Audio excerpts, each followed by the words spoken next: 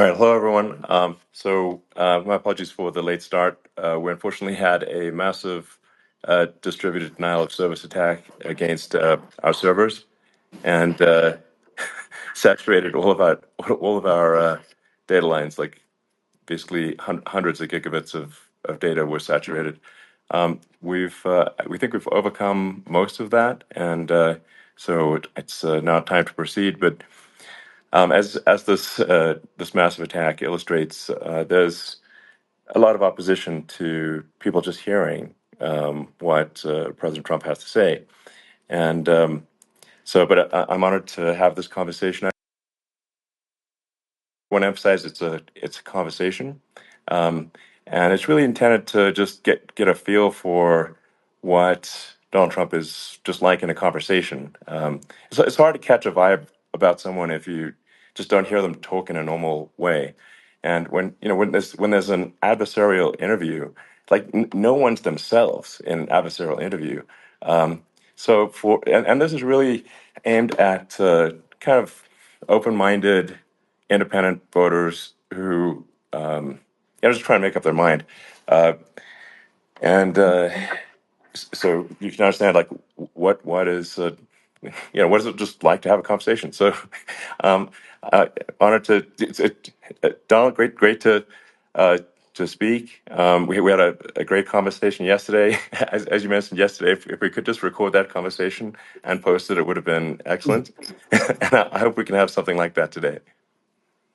Well, I think we will. I'm pretty sure we will. And congratulations, because I see you broke every record in the book with so many millions of people. And it's an honor. We view that as an honor.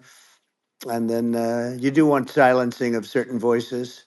Usually those are voices that have something to say that are constructive, oftentimes constructive. And Yeah. so we have to consider it an honor. But congratulations on breaking every record in the book tonight. That's great. Well, thank you.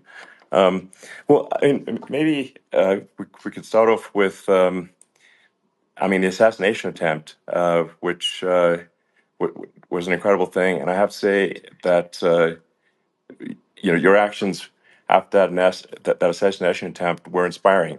Um, you, instead of shying away from things, instead of ducking down, um, you were pumping your fist in the air and saying, fight, fight, fight. And I think that's, I mean, the president of the United States represents America, and I think that is America. That is strength under fire, and so that's a big part of the reason why I was excited to endorse you as the president of the United States for having another term here. Is that was just incredibly inspiring. But I mean, what was it like for you? Not pleasant, I have to Not be honest. pleasant. I said there was Yeah. blood. I had Being more shot is blood. not I didn't much know fun. I didn't know I had that much blood. The doctors later told me that the ear is a place that is a very bloody place if you're going to get hit. But in this case, it was probably the best alternative you could even think about because it went at the right angle, and it was a hard hit. It was very, I guess you would say surreal, but it wasn't surreal. You know, I was telling somebody you have instances like this, or like a lot less than this, where you feel it's a surreal situation, and I never felt that way. I knew immediately that it was a bullet. I knew immediately that it was at the ear, Yeah. and because it hit very hard, but hit the ear. And I also heard people shout, "Bullets, bullets!" Get down, because I moved down pretty nicely, pretty quickly, and we had bullets flying right over my head after I went down. So I'm glad I went down. The bigger miracle was that I was looking in the exact direction of the shooter, and so it hit me at an angle that was far less destructive than any other angle. So that was the miracle. That was Yeah. for those Split people that second. don't believe in God. I think we got to all start thinking about that. You have to, I'm a believer now. I'm more of a believer, I think, and a lot of people have said that to me. A lot of great people have said that to me, actually. But it was amazing that I happened to be turned just at that perfect Yeah. angle, and all because I put down a chart on immigration that showed that the numbers were so great. I love that chart I even mean, more maybe now it's a than I sign. ever. Maybe Yeah, that's a sign, you know. it's an immigration sign. You But highlighted a serious issue, and yeah, at that moment, that's right. the bullet missed your, you know, hit your ear, but you know, missed your head. I mean, your, Well, you know, the yeah, amazing thing is that the sign. I said, bring down that sign on immigration, and it was literally about an eighth of a second where it would be good, and after that, it was going to yeah, be a disaster, no matter which way you were facing. But it just had that perfect angle, which was yeah, exactly at this shooter. Very sad situation. Such a sad situation. As you know, we lost somebody that was great, Corey, yeah, who, a firefighter, a great gentleman, a great trumper. He was just a fantastic family and a fantastic man. And a friend of mine came up, Elon, and said, "I'd like to give the family some kind of help." And I said, "All right, that's great." He said, "Do you mind?" I said, "I don't mind at all." And he wrote out a check for $1 million, gave it to the wife. And, you know, she said, "This is really nice, but I'd rather have my husband back," which is a nice thing for sure, somebody to say, to be honest. She's great. The family is great. And we raised a lot of yeah, money for them and for two other gentlemen are unbelievable people also. They were hit really badly. They thought they were not going to make it, and they did. The doctors in the Butler area, I tell you, they were incredible. They saved the two, and they were really hit tough, both of them yeah, equally. And we thought yeah, my first question was because I heard bullets flying over me. And I said, "How many people were killed?" Because we had a massive crowd there, a tremendous yeah, thousands and thousands of people, and there was no land. I mean, it was all people. So I said, "How many people have been killed?" Because I knew there were other shots being fired, sure, and they said, "We don't know yet, but some people have been badly hurt." And I have to give the Secret Service sniper, they call him, or sharpshooter, but sniper, yeah, because he didn't know there was a problem. He's an extraordinary shot, obviously, and he didn't know there was a problem, and he was yeah, able to pick it all out within 5 seconds. And he used one bullet from very far away, I guess probably about 400 yards.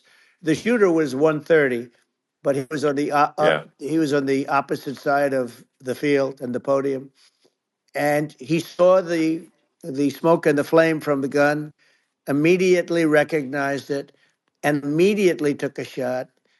And it was one perfect shot from very far away. And if he didn't do yeah, that, Elon, he would have. I mean, if he would have, a lot of people, a lot more people could have sure, been badly hurt and killed. So yeah, I have to absolutely, take my hat off to him because that's also a surreal. You know, he's been with them for 23 years, and yeah, he's never had anything like this. And all of a sudden, he has to act, and it's a very tough thing to sure, act and to be shooting somebody. But he saw the gun, saw the smoke, saw the flame from the gun very far away. I obviously has very good eyes. He's got very good vision, which assume you have yeah, to have in that particular work. But he took absolutely, aim very quickly, and it was they say it was approximately 5 seconds from long range, yeah, one bullet.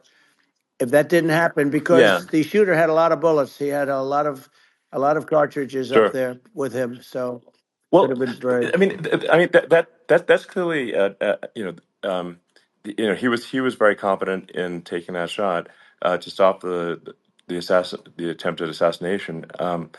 But I mean, there does seem to be, I mean, some pretty significant failings elsewhere in the system. Like, there's just no way that, like, how on earth does a shooter get on a roof 130 yards away? That seems crazy. I think most people people are wondering how on earth could such a thing happen? Well, you know, I view it as two ways. There should have been nobody on the roof. There were people Yeah, because there were so many tens of thousands of people there. There were people that were seeing him, and there was one woman with a red shirt and right. Trump all over I it, saw the video. and she's screaming, "That guy's got a gun!" You know, you saw it probably. Yeah, yeah, There's yeah. a No, I guy saw the up there video. with a So I gun. mean, it's like I'm just. I guess. I mean, for my part, and I think probably many members of the public are wondering how the heck are, you know, basically people wondering by pointing out there's a guy on the roof with a gun, Yeah. and they're seeing it, but somehow it's not being addressed.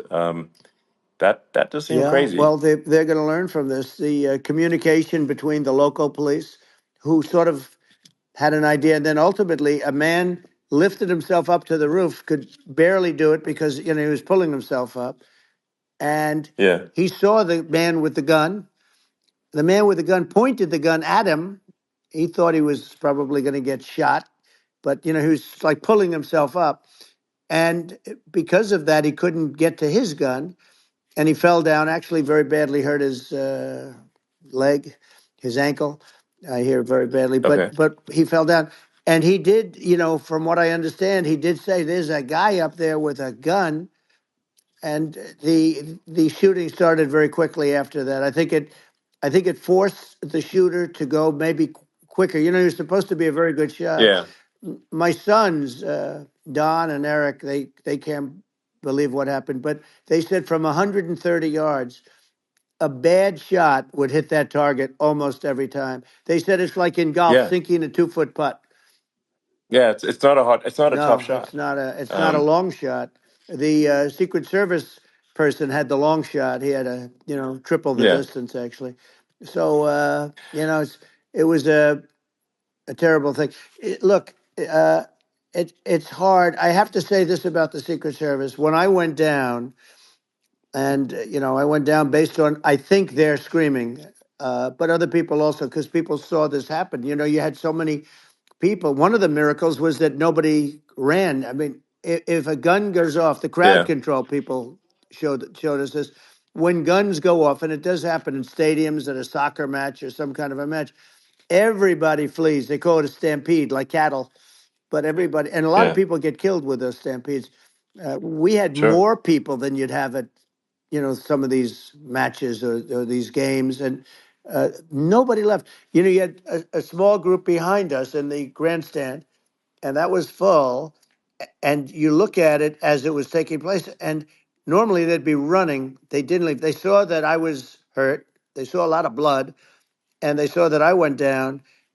And it's almost like they wanted to be with me. Well, out front, you had thousands, tens of thousands of people. As far as the eye could see, you had people in Butler, as far as the eye could see, and uh, Yeah, and a lot of press too. There were many cameras on watching this. It's what makes it so different, because normally things happen that aren't good, but you never have a picture of it. Here we have all these cameras shooting it, so yeah. sort of amazing. But one of the interesting things was that you didn't have anybody flee, you didn't have anybody stampede, Sure. nobody. And there were some people behind me. They stood up and they're looking like, I mean, I'll tell you, Yeah, you yeah. want to have them in a foxhole with you. I want to meet some of those people Sure, because sure. it's so different from what you heard. But so I was down, but the Secret Service Yeah, guys, there were bullets flying right over my head. You could hear them go whizzing, yeah, and these guys came jumping on top of me, and a young lady, Kate, uh, would jump. They moved so fast, and let me tell you, that took tremendous courage. Now there was a lack of coordination. There was, obviously everybody understands that somebody that building should have been covered, and yeah. I mean, that was I the think big that thing. I mean, looking at the aerial views, that building would be like the number one spot for a sniper. I mean, it's like the if you were to pick like what is the favorite place, what if you so if the goal is to assassinate, what's your favorite spot? That building. You're right. That building would be number one. That would have been the spot. It's like you can ask for a better No, location. It's like number no, that one. would have been the spot. Um, You know what people think yeah, is when the local policeman, who, by the way, he really he did what he was supposed to do. He couldn't hold on any longer. And then when he got yeah, his head just peeking above, this guy standing there with a gun at his head. And when he fell down again, hurt his ankle very badly. But he was making the firing took place very soon. So what they yeah, think is that this guy ran to his site, which he had all planned out with the gun. He ran to the site and he started shooting fast, and maybe that's why he sort of missed. I mean, he uh, yeah. But he as you got said, me, he but would have hit. If I it mean, could have been a much yeah. bigger problem. But he totally would have hit if you hadn't turned your head. So like there was a it was a very near It thing. was a So miracle. If I hadn't um, turned my head, yeah, I would not be talking to you right now. As much as I like you, exactly. I would not. Yeah, I would well, not be talking to you. maybe talking to me from another realm, perhaps. Yeah, that's Um, right. We'd be talking from a so different place. But it was a, it was a very terrible experience. The Butler Hospital, they did such a great job. The doctors were so good. Everybody was so good. There was a mistake. If somebody knew, because people were hearing that, there was just a bad feeling that there was somebody was around. You know that story now. It's been pretty yeah, well. yeah, And yeah, if somebody could have said, because they've oftentimes said, like there'd be a lightning storm or something, because I've done, I think, over 300. I think I did a lot more than that, but we did a lot. And oftentimes they'll say, sir, could you wait 10 minutes, please? Sir, could you wait 20 minutes? There's a storm overhead or lightning or something, right? And yeah, that happens yeah, often. And this would have been a perfect time for that to have happened, but it yeah. didn't get coordinated. That was the problem. Well, it was your. I think your actions in the heat of fire, and like what I found admirable there was that you can't fake bravery under such circumstances. The courage is instinctual, or it is not. It's not a rehearsed action. And so I just want to say that I think a lot of people admire your courage under fire there. And Well, yeah, so thank you very yeah, much. I appreciate it. I didn't think of it. I just wanted to get up and I wanted to stand up. I wanted to let people know, I felt I was good when they were on top of me, covering me, actually, very much covering me and very bravely. But I wanted to get up. I said, I want to get up. And they wanted, they have everything there. They wanted stretcher. I didn't like the stretcher. And I knew I was hit in the ear, but I knew I wasn't hit anywhere else. They felt I was hit someplace else yeah, because it was such a lot of blood, and they were sure that I was hit someplace else. And they were saying, "Sir, you were hit in more than the ear." I said, "Nope, I was hit in the ear. I want to get up. Let me get up." And so I got up, and the crowd didn't know what to think. I mean, this was so many people, and you could see they were confused. They didn't know what to think, and I wanted to let them know I was okay. It was very important for me to let them yeah, know that, and they went wild. You've seen the after. They didn't go wild when I yeah, got up because they didn't know, was I alive. You really couldn't tell when I stood up before the hand, before the fist in the air. Uh, they didn't know if I was alive. Nobody did, and when I put the fist up, they were just relieved and happy and thrilled, and the place went crazy. It was pretty amazing. yeah. It was a Well, terrible thing, but it it was was pretty amazing. incredibly moving. Yeah. Um, well, and I mean, speaking of the sort of slide that got you to turn that saved your life, really, was the illegal immigration Right, slide. Maybe this, that's right. maybe this is worth talking about that, It since was it was. that slide You're saved your right. life, No, basically. the illegal immigration saved my life. You're right, but it I had to know be at that's that the. exact angle. I mean, that's a great one. Saved by illegal immigration. The incredible 100%. thing, though, when you talk about the odds, you had to be exactly at that angle. But the Yeah, incredible thing is that the chart, I used it less than 20% of the time. It was just a moment. yeah, It's always on my left, never my right, and it's always at the end of the speech. So here yeah, we have it. It's on the right, not the left. It's at the beginning, not the end. And even the people that put it up, they were unprepared, and they did a great job. They got it up immediately, fortunately. But I looked to the right, and the bullet came whizzing by, hitting my ear. So it was amazing. But when you think of the odds of that, and yeah, yeah, that normally you wouldn't use it. Normally I wouldn't have the thing, and then it would yeah. have been a very different story. It's very much, I say, an act of God. It's a miracle that it happened, and I'm Sure. honored by it. I'm honored by it. Well, what were you about to say about illegal immigration before you were rudely interrupted with a Well, I was bullet? going to say how good the numbers were. By the way, we're going back to Butler, and we're going to go Great. back in October. We're all set up, and the people are fantastic in Butler. It's a great area. Great, these are incredible people. like the three that, in the case of Corey killed, and the other two, the families are. I got to know them a little bit, and the families are great. But we're going back to Butler, and I think I'll probably start by saying, as I was saying, Yeah, as you were prior to saying, being so so, horribly interrupted. yeah, But yeah. So rudely interrupted by an yeah, assassination so it was. attempt. But no, but the chart, Some people have no manners. Elon, the chart was just a chart that in my last week we had the best illegal immigration numbers, meaning stopping. It was at the lowest. You've seen the chart; it's become quite a famous Yeah, chart. yeah, But that was the lowest yeah. point ever recorded. It was a really, I mean, I was very proud of those numbers. And then you see what happened with these people, Kamala and Joe. You see what happened. They just let it go. I had remain in Mexico policies. I had all these different policies that was so good.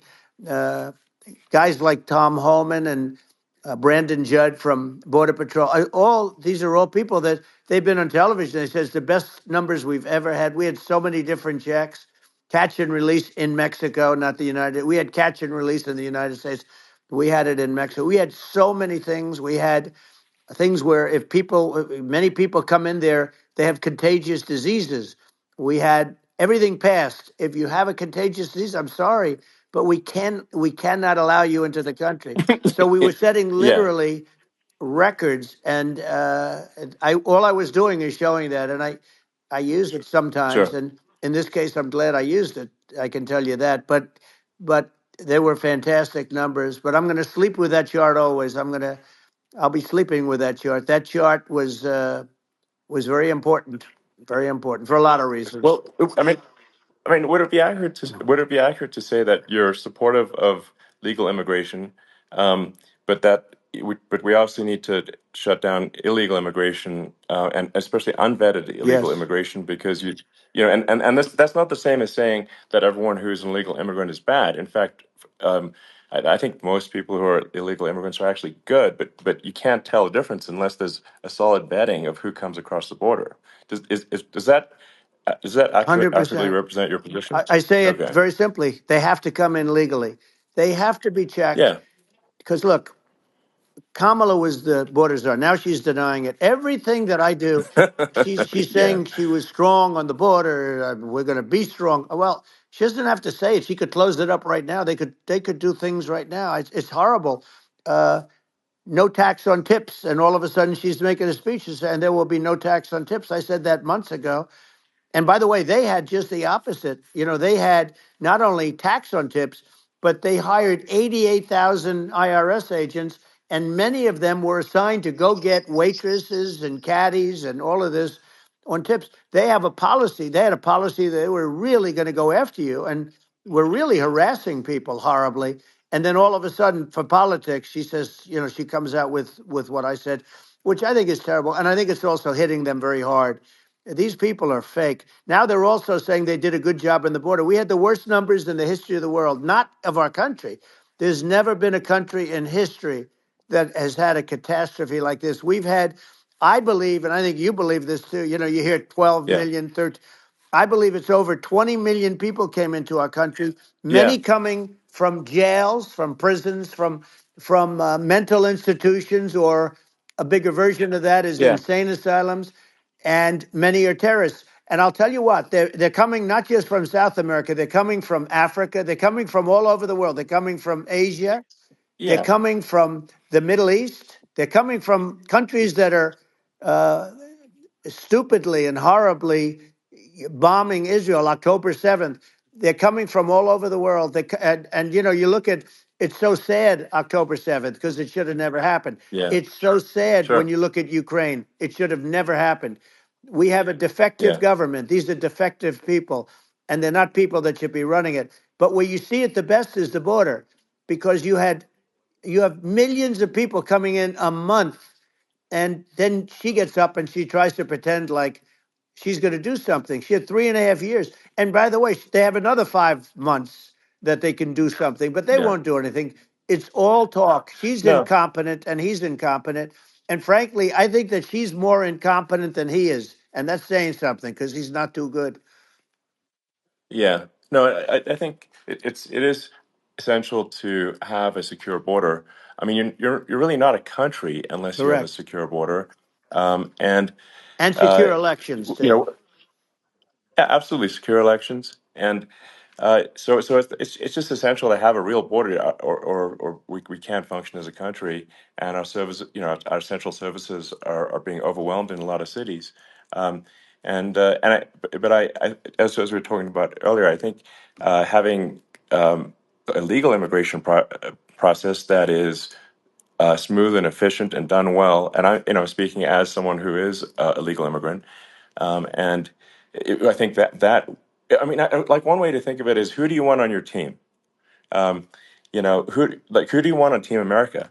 And I think we want to just say, okay, we want to let in people who are gonna, be great contributors to our society and to our economy, Right. and who do you want on the team? And it's not to say that, like in my opinion, actually, I'd say like probably most of the illegal immigrants actually are actually good, hardworking people. That's my opinion, but some are not, and you just have this sort of adverse selection process where, if somebody's if somebody's like a you know uh, has a career in theft or robbery, I don't understand what's taken them so long to get here, because we're such a target-rich environment.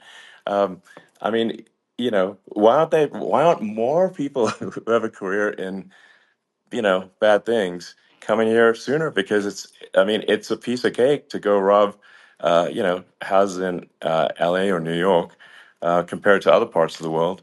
And, in a lot of places in America, if you try to stop the person who's robbing you, you'll be arrested. Yeah. Yeah. So it's insane. It's right. I mean, what's happening with crime, and our police are so good, but they're not allowed to do their job. But I have to tell you, Elon, I They're hate not. to say it because it's such a downer to say it. I hate to say it. I hate it, but you have a lot of people that just shouldn't be. I think it's a much bigger number than you think. They're I allowing, think you're again, right. they're Yeah. allowing people from their jails. And if you were running one of these countries where they're coming from, you would have had all of them. As an example, Venezuela, their crime is down 72%. They're taking their drug dealers, they're taking, frankly, their prisoners, they're emptying out their prisons, they're taking their criminals, their murderers, their rapists, and they're Yeah. delivering them into But the. that's what Castro did. Yeah, That well, he did he on a did. much smaller scale. Yeah. It was a much smaller Yeah. scale. But this is a massive scale because this is being done worldwide. But here's what's happening: crime all over the world is down.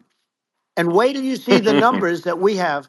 This is migrant crime. This is crime that's going to be. Yeah. And I saw it today in New York where somebody was knifed with raped the girlfriend of a man that stood there watching in New York in one of the shelters and started Sure. pulling out the knives, and bad things happened today. But this is happening every day. These are rough people. These are people that are in jail for Yeah. murder and all sorts of things, and they're releasing them into our country, and they're telling them, if you come back, we're going to kill you. We're going to give you the death penalty or kill you.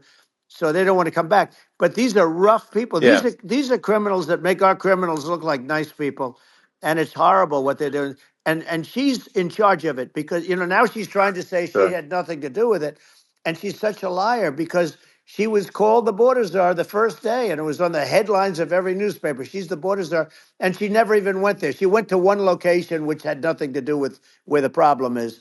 She went in and out, I Right. guess, because she was getting a lot of pressure, Yeah. but Yeah. had nothing to do with the problem Yeah. is. But she was Well. the Well. border czar, and people Yeah. Yeah. can't allow them to get away with their disinformation campaign. Now she's trying to say that she wasn't.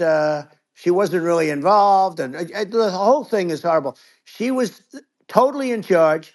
She could have shut the border down without him. He didn't know what he was doing anyway, so he wouldn't have even known Yeah. what happened. You could shut the border down; he wouldn't Yeah. even know the difference. But uh, the fact is that she was border czar. But if you don't have to call her Yes. that, the fact is you could just call her. She was in charge of the border, and the border was the worst Right. ever. It's simply not working. No, It's it's I mean, horrible. whether it's by, whether it's a question of of intention or competence, either way, we don't have a secure border, and we have people streaming over like it looks like a World War Z zombie apocalypse at times. And sometimes you got to sort of wonder, like, is it real or not? So because you see things, you're like, is it real? So I went to the border at Eagle Pass, and I saw for myself in Texas, and I was like, okay, it's real. I'm like seeing this in real time. I actually posted the video like just live. I just flew there one day and just to see, hey, is this made up or real? And I'm just seeing people stream across the border, and I have to say, at least the people that I saw did not look friendly. So These are people people. can look at my video and say, hey, Yeah. does these people look friendly? I don't look super friendly. So, These are people that um, Elon would not be the same man if he had to walk across the street and look these people in the eye. These are rough people. These are really rough people coming across. And I know rough people. And these are people that we don't want in our country. And the caravans are coming in and they're putting and who's doing this are the heads of the countries. And you would be doing yeah, it, and so would I. And everyone would say, oh, what a terrible thing to say. The fact is, it's brilliant for them because they're taking all of their bad people, really bad people. And I hate to say this, the reason the numbers are much bigger than you would think is they're also taking their non-productive people. Now, these aren't people that will kill you. We have enough of them, but these are people that are non-productive. They are just not productive. I mean, for whatever reason, they're not yeah, yeah, workers or they don't want to work or whatever. And these countries are getting rid of non-productive people in the caravans in many cases, and they're also getting rid of their murderers and their drug dealers and the people that are yeah, really brutal people. And they're coming into our country yeah, at levels that have never been seen before. And I saw an ad just before I got on the air. I'm walking over here, and I saw an ad by Kamala saying how she is going to provide border security. Where has she been for 3.5 years? For 3.5 years, yeah. No, no. This, we this, have 20 this, million this, people this. I poured think in. is. It's a terrible Yeah, I thing. think this, frankly, I think this is a fundamental existential issue for the United States. And if we have another 4 more years of open borders, and it's going to be even worse with another 4 more years, it's going to be even worse than it's been for the past, 3.5 years. I'm not sure we've got a country You don't have left a country at that left. point. Elon, if they get in, you will have 50 to 60 million people from all over the world, not South America only. We think of South America, we think of Honduras and El Salvador, Guatemala, and Mexico, the four. But it's not that. It's everywhere. They're coming in from Yeah, everywhere. And I had to stay in yeah, I think Mexico. this is a super important Yeah. point. Like people, it's like basically when I went down there, I was like, well, where are people from? It's like almost no one was from Mexico. To be No, clear, Mexico it's it's less, just it's just it's less of just the the border. others. It's just the border with Mexico. But the people coming in, it's Earth, the rest of Earth, and America is only about 4 or 5% of the population of Earth. It would only take a few percent of the rest of Earth to overwhelm everything in the We're U.S. already So overwhelmed, Elon. We're overwhelmed. You had to see the news tonight about New York, and I love that place. And what they're doing to it is horrible. What they're doing to it, and all the courts do is they yeah, try and focus on Trump. Okay, let's focus on Trump, who did nothing wrong. I complain about a rigged election. Elon, what's happened is unbelievable. You have from Africa. From the Congo, they're coming from the Congo, and 22 people came in from the Congo recently, and they're murderers, and they're dropped. They drop them. They take them out of jails, which is very expensive, to maintain the jails. Although they don't do too much maintaining, I can tell you. But they take them out of jails, prisons. They take them out, and they bring them to the United States. They deposit them in the United States and say, "Don't ever come back, or you're going to be executed." And they don't want to come back, but they won't come back. sure. But they're coming from Africa. They're coming from Asia. They're coming from the Middle East. They're coming from South Well, America. just They're Earth, coming from rest of Earth, everywhere. basically. And there are a lot of Yeah, really everywhere on bad Earth. ones. It's just an everywhere on Earth thing, and it's just not possible for the United States to absorb everyone from Earth, or even a few percent of the rest of Earth. It's just not possible.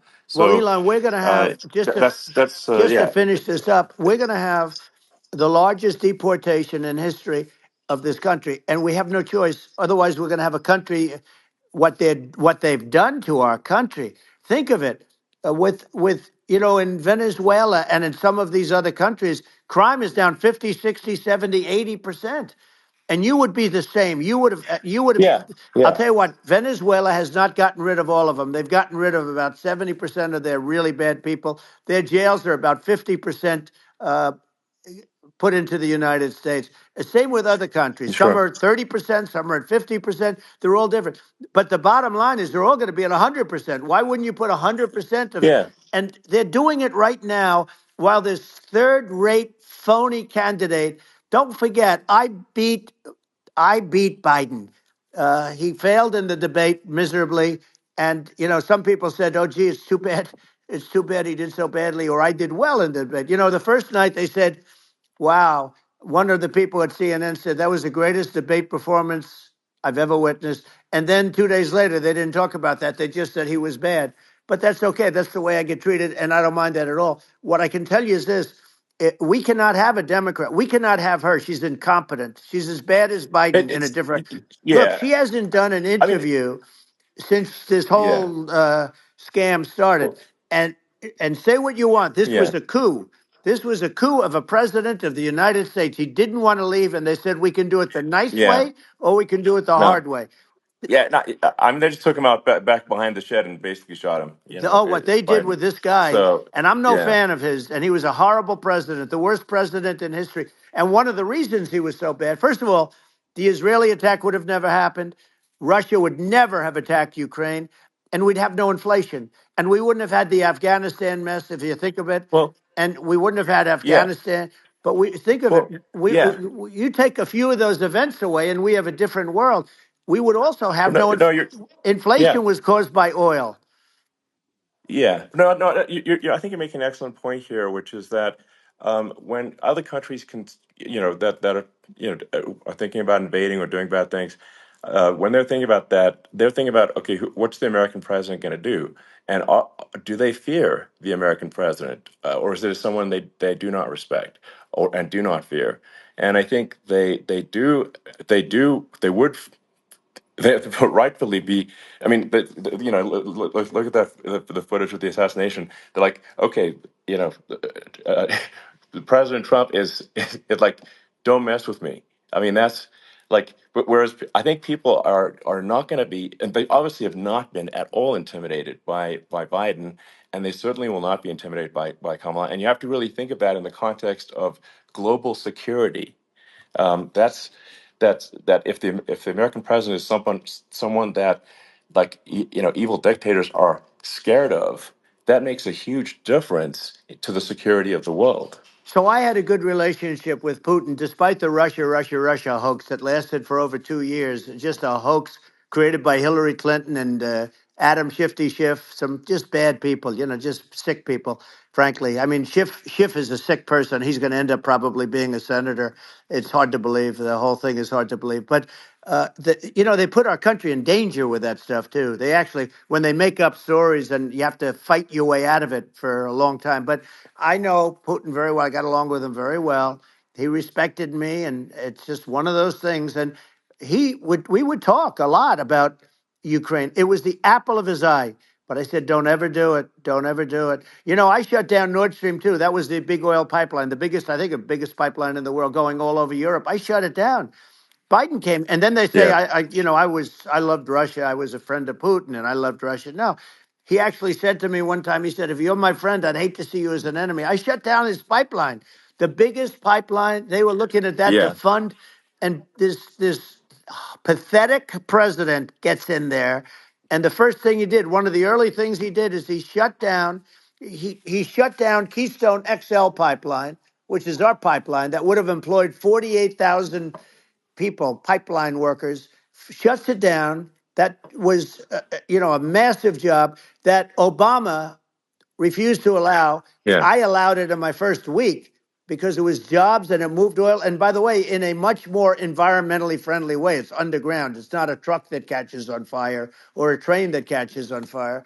But think of it. He shut down the XL pipeline, the Keystone XL pipeline. He yeah, shuts that down and he approves the Russian pipeline, yeah. It doesn't make any right? sense. It's like it's inconsistent. Certainly but I mean, I think it's just worth emphasizing, to listeners, the that the immense importance of whether the United States president is intimidating or not intimidating, and how much that matters to global security, because there's some real tough characters out there, and if they don't think the American president is tough, they will do what they want to I do, know every one of and them. that puts it puts the whole Yeah. world in danger. Elon, I know every one It's of a them, big and I know deal. them well. I know Yeah, Putin. I know President Xi. I know Kim Jong Un of North Korea. I know every one of them. And let me tell you, people will say, "Oh, this is terrible." He said, "I'm not saying anything good or bad. They're at the top of their game. They're tough. They're smart. They're vicious." And they're going to protect their country, whether they love their country. They probably do. It's just a different form of love, but they're going to protect their country. But these are yeah, tough people at the top of their game. And when they see a Kamala or when they see Biden, Sleepy Joe, they can't even yeah, believe it. They can't believe this happened. All the stuff that you're seeing now, all the horror that you look at Israel, they're all waiting for an attack from Iran. Iran would not be attacking, believe me. You know, when I was there, and I say it with respect because I think we would have been good with Iran. I don't want to do anything bad to Iran, but they knew not to mess around. Iran was broke because I told China, if you buy from Iran oil, it's all about the oil. That's where the money is. But if you buy oil from Iran, you're not going to do any business with the United States. And I meant it. And they said, we'll yeah, pass. yeah. They didn't buy oil. Other countries, likewise. Sure. You want to buy, you're not doing business with the United States. And they were at a point where they had no money for Hamas. They had no money for Hezbollah. They had no money for any of these instruments of terror. And it was amazing. In fact, there were articles when I was leaving, which is hard to believe, actually, especially when you look at what's happened to our country. Our country is so bad right now. It's such a different place. We were respected. Think of it. 4 years ago, we were so respected to a point where when I said don't buy oil, they didn't buy oil, but they had no Yeah, money, yeah, and Israel would have never been attacked. Zero chance.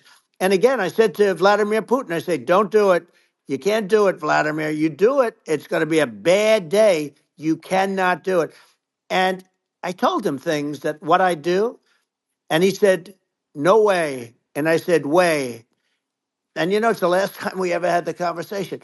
He would never have done. I got along well with him. I hope to get along well with him again. You know, getting along well with them is a good thing, not a bad thing. I got along well with Kim yeah, Jong Un when I met with President Obama just before entering. You know, it's a sort of a ritual.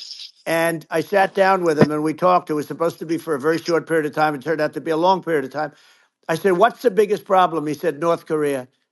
I had that problem worked out very quickly. It was nasty at the beginning with Rocket Man and all the different things, yeah. but all of a sudden I got a call. Oh, Those were some epic tweets, by the way. yeah, they Those were were no, like they were epic. absolutely. Everything he said that he has a red button on his desk. I said, I have a red button on my desk too, but my red button is much bigger, and my red button works.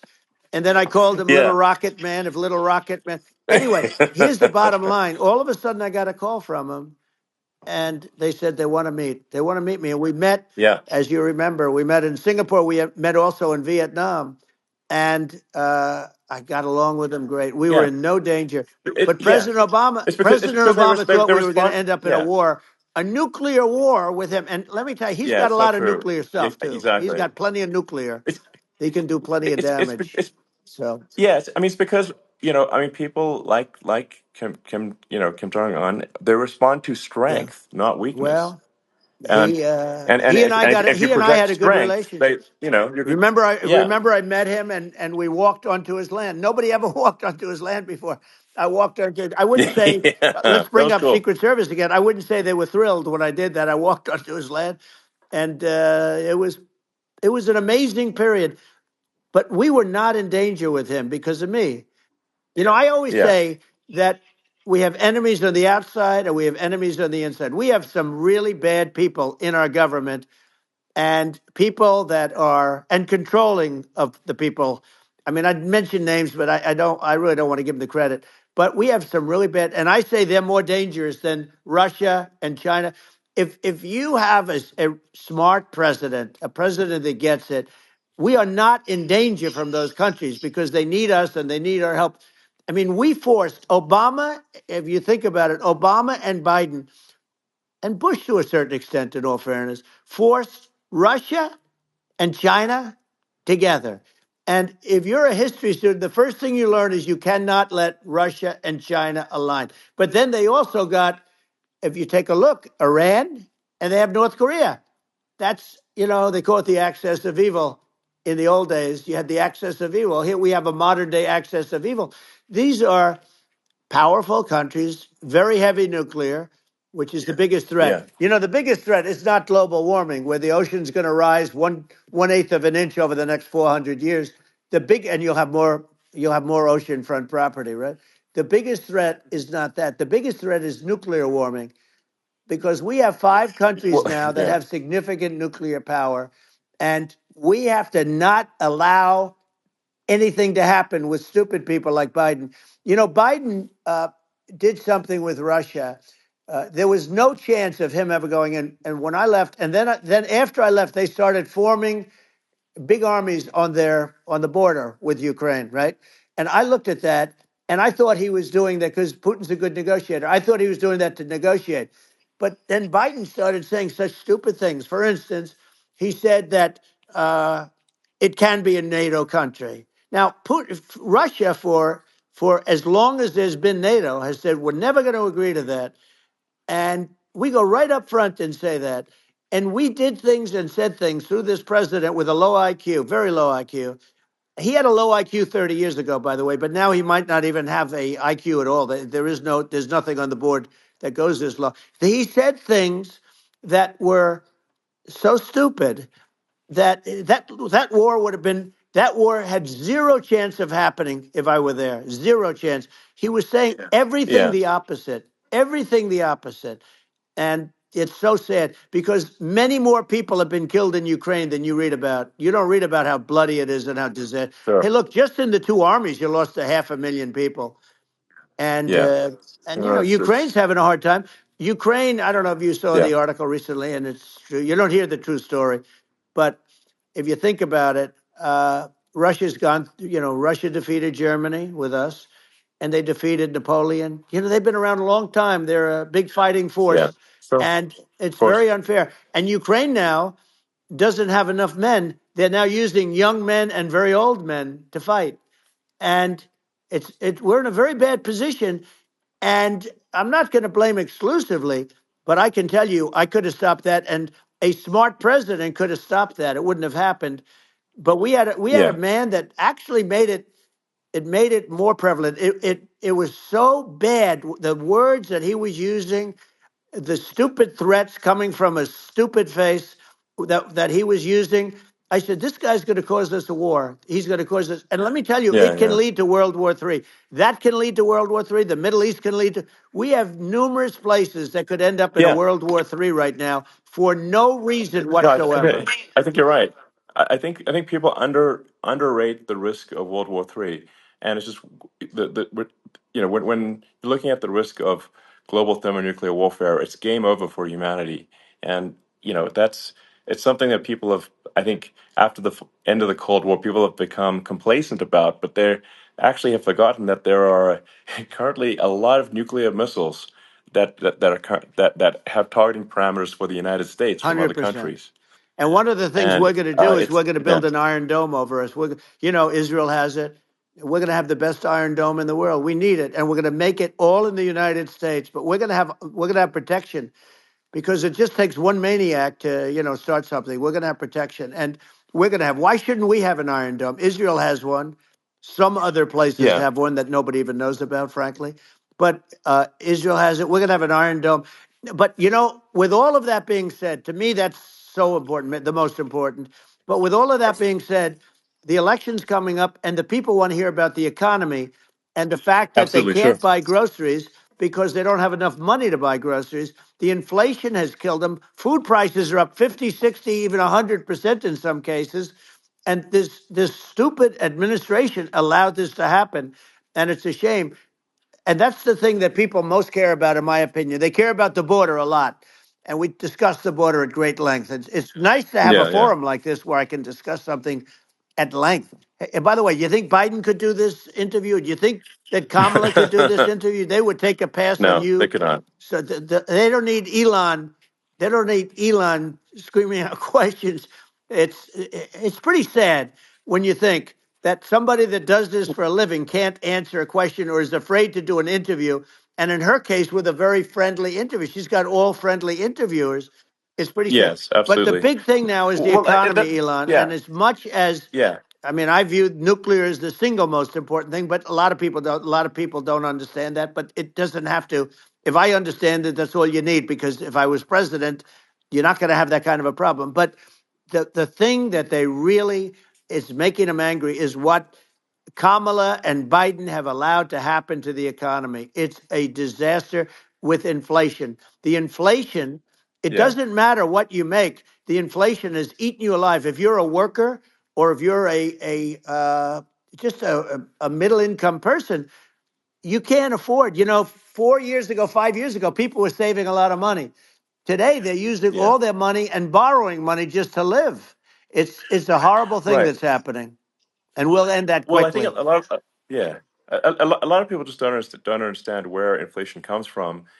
Inflation comes from government overspending because the checks never bounce when it's written by the government. So if the government spends far more than it brings in, that increases the money supply, and if the money supply increases faster than the rate of goods and services, That's right. that's inflation.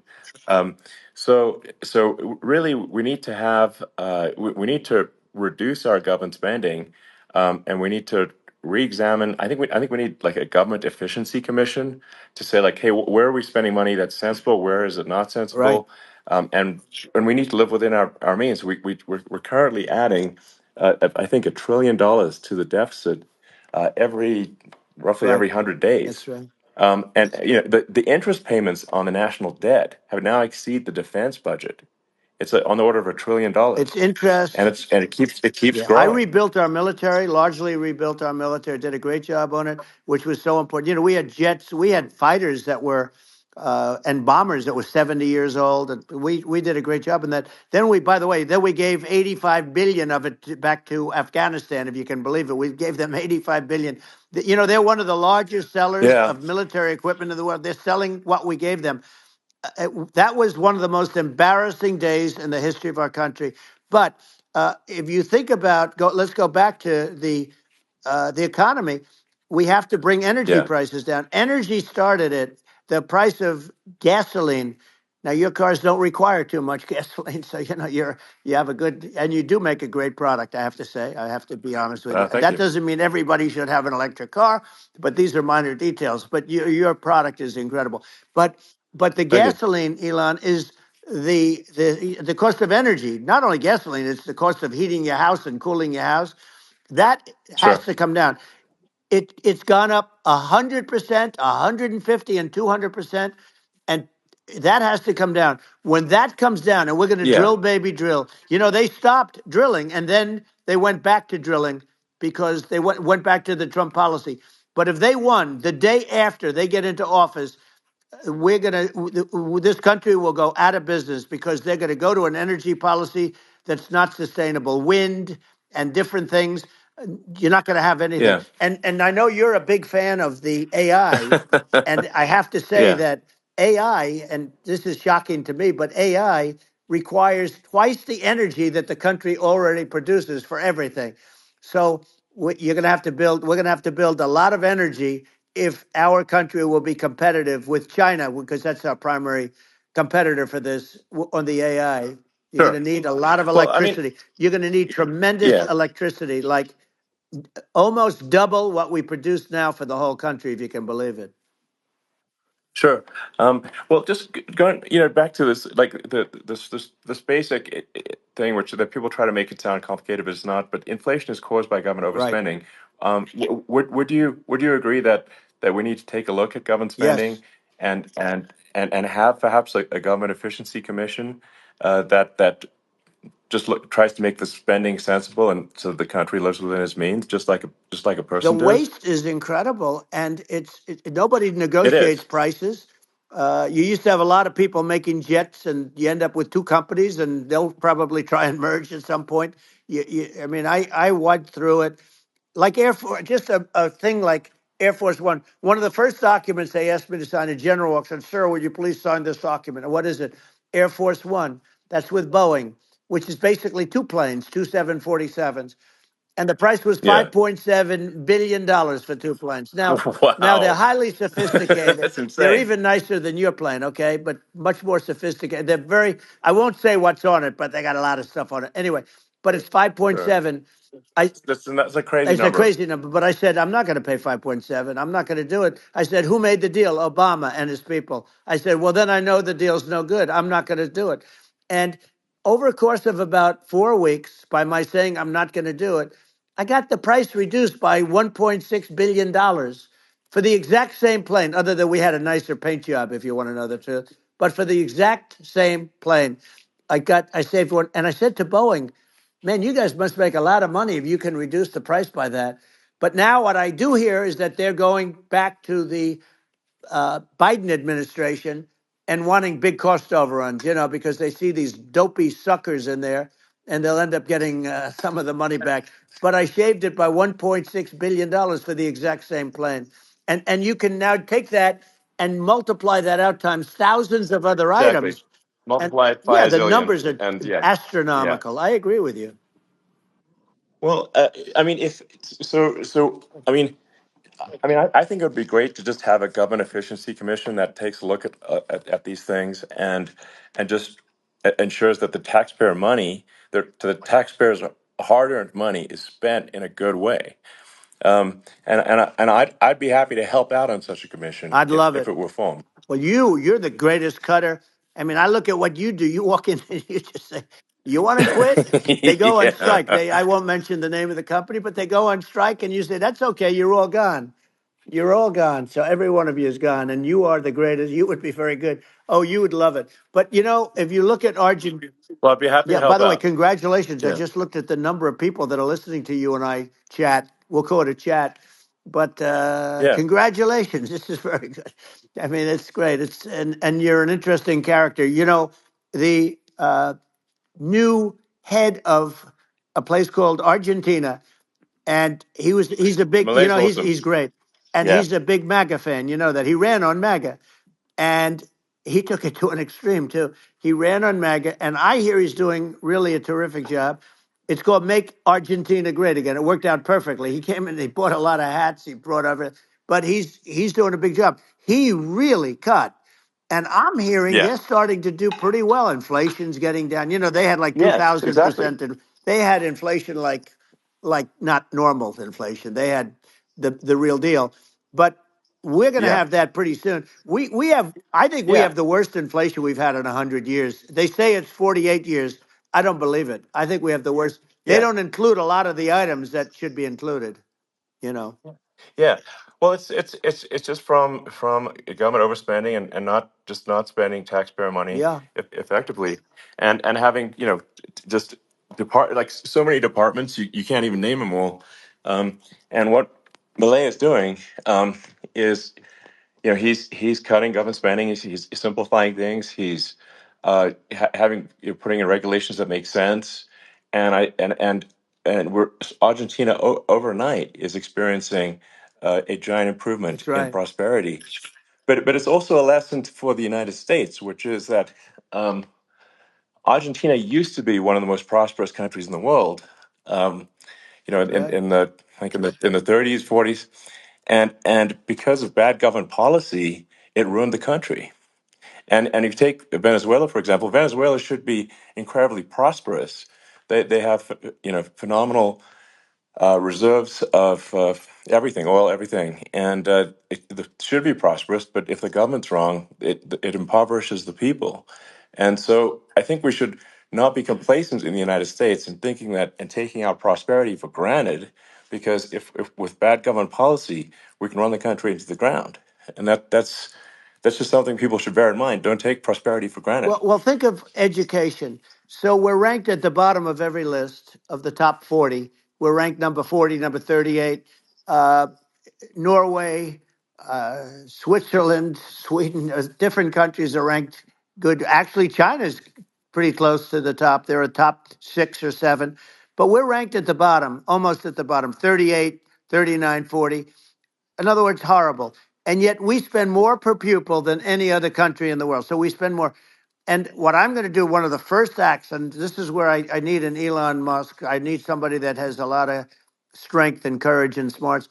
I want to close up Department of Education, move education back to the states, Yeah. where states like Iowa, where states like Idaho, not every state will do great because states that basically aren't doing good now. You look at Gavin Newsom, the governor of California.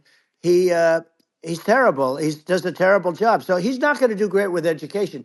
But of the Yeah. 50, I would bet that 35 would do great, and 15 of Yeah. them, or 20 of them will be as good as Norway. Norway is considered great. Uh, you can name them. I mean, just they're so good. Some of Yeah. these countries are so good. But if you go into some of these really well-run states, we have states that don't know what debt is. We have states that have low taxes, no debt, everybody working. They're really well run, Sure. and maybe they have certain advantages in terms of location, in terms of the land or the sun, and the water and the whole thing. There are a lot of advantages that some people have. But if you moved education back to the 50, you'll have some that won't do well, but they'll actually be forced to do better because it'll be a pretty bad situation. Yeah. But if you think Well, about it, yeah. you'll have some Yeah. of Yeah. these states. I'll bet you'd have 30, 35 states. It'll be much better. And you know what it'll cost? Less than Yeah. half what it is in Washington. And Yeah. these people don't care Well, about the yeah. students in these faraway states, and it'd Well, be unbelievable. yeah. I think you're making a good point in that if the states if each individual if each state has to compete against other states, then people will That's naturally right. move to states where it's better. Well, like Um, California, as we said, it's a badly run state. I could go through it. I got so many friends that are in those states, even if they're Democrats. I hate to mention certain states, but Illinois is badly run with Pritzker. He's a real loser. But yeah. but some of these places are just badly run. But it's almost going to force them to run better, and they won't do a good at initially. But you're not going to do worse than you're doing right now. And I would say that Yeah. the cost you would cut your cost by 50 or 60%. And you'd have a little Yeah. Yeah. monitor. You want to make sure they're teaching English as an example. Give us a Yeah. little English, right? Sure, yeah. Right? No, but I mean, to what some of these governors are doing so badly. I mean, they got so many people moving out of their state. They should get U-Haul Salesman of the Year award because they're driving so much U-Haul It's sales. actually It's just amazing. people moving out. Isn't it amazing to you as a businessman that they can even survive? Like Illinois, so many people are leaving, and you wonder, how do they survive? I mean, how do they survive? Uh, I saw where you left California and you moved to Texas. Texas does a great job. But, I Yeah, mean, I just wonder, how do these states survive when big businesses, a big oil company just left California, as you know, and they moved to Texas. How do these big states survive when they lose so many businesses and their taxes are already really high? The taxes are among the highest yeah. taxes. You almost wonder, how do they continue on? And in many cases, the governors don't do a good job in their crime-ridden places. You wonder, how do they continue to just go on? It's Well, not a good I think there's. situation. I mean, I think the only thing that's going to force some of these states to change is if they risk bankruptcy and they're not getting bailed out by the federal Right, government. right. Well, you're That's gonna that's you're the gonna only thing have that's going to that. get them to change. You remember the Yeah, area in California where they had that, where I guess somebody had sticky fingers and they stole a lot of money, and they went into a form of chapter, and it was very yeah, nasty for yeah. a period of time. But now it's probably the most popular place in all of California. So at some point something like that may have to happen. But the problem is, you can't penalize people that loan money to the state when you have incompetent people like a Pritzker. Look, the family didn't want him in the family business, and then he ends up being governor of Illinois. So what is he going to be? Is he going to be a great governor? And you have people. I could name every one of them. I got to know every one of Yep. these, and some are very good, and some are just horrible. Well, I think that I mean the larger point here, too. As you're saying, like a lot of people are concerned about the economy. A lot of people are concerned about inflation, and inflation is effectively a tax on people that save money, Yeah. and for people that are working day to day, it's just a form of taxation. And if we can solve the government spending problem, we'll solve the inflation problem, which means people will have a better standard of living, and Yeah. that's a really big Well, the deal. people that got hurt Um, worst are the people that did it the way they were taught to do it all through, their younger life and their young life and their whole life. The people that saved money and then they got no interest on their money and inflation destroyed them. And frankly, they were almost better off if they didn't do anything like that. I mean, those people have been absolutely decimated, and we're going to bring those people back and help those people. We've got to get the prices down.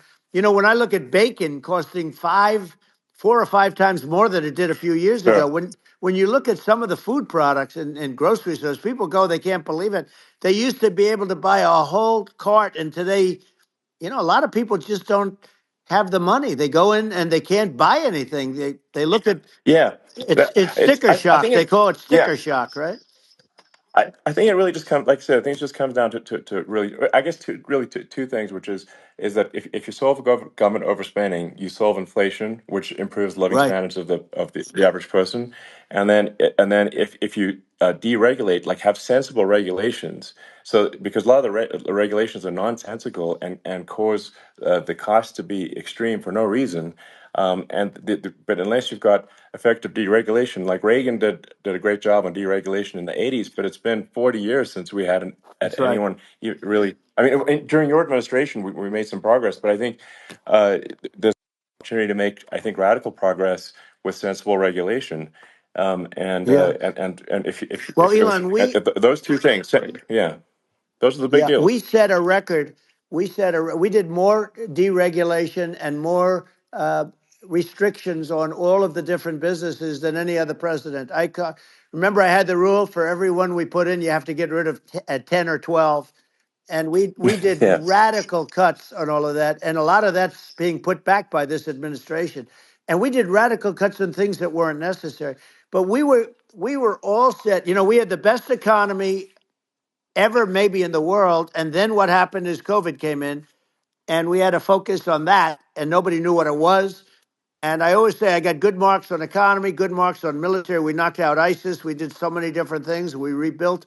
But, I never got the credit that we really deserved on what we did with COVID. We never got the credit. But if had that not happened, a gift from China, from Wuhan, came in from Wuhan, the Wuhan labs, and I always said it, and it turned out to be right.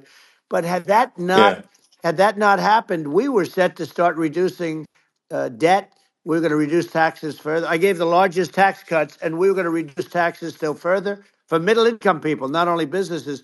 But we did it for sure, businesses because they're the ones that's why we had the great job numbers.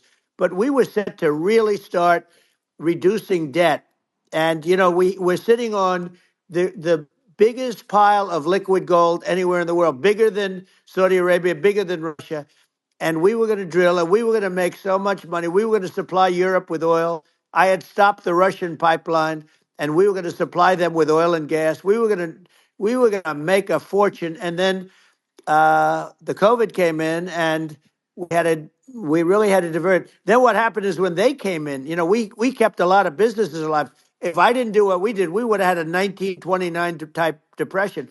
But the problem is when Biden came in, he got trillions of dollars and just started spending it stupidly. You didn't need it anymore.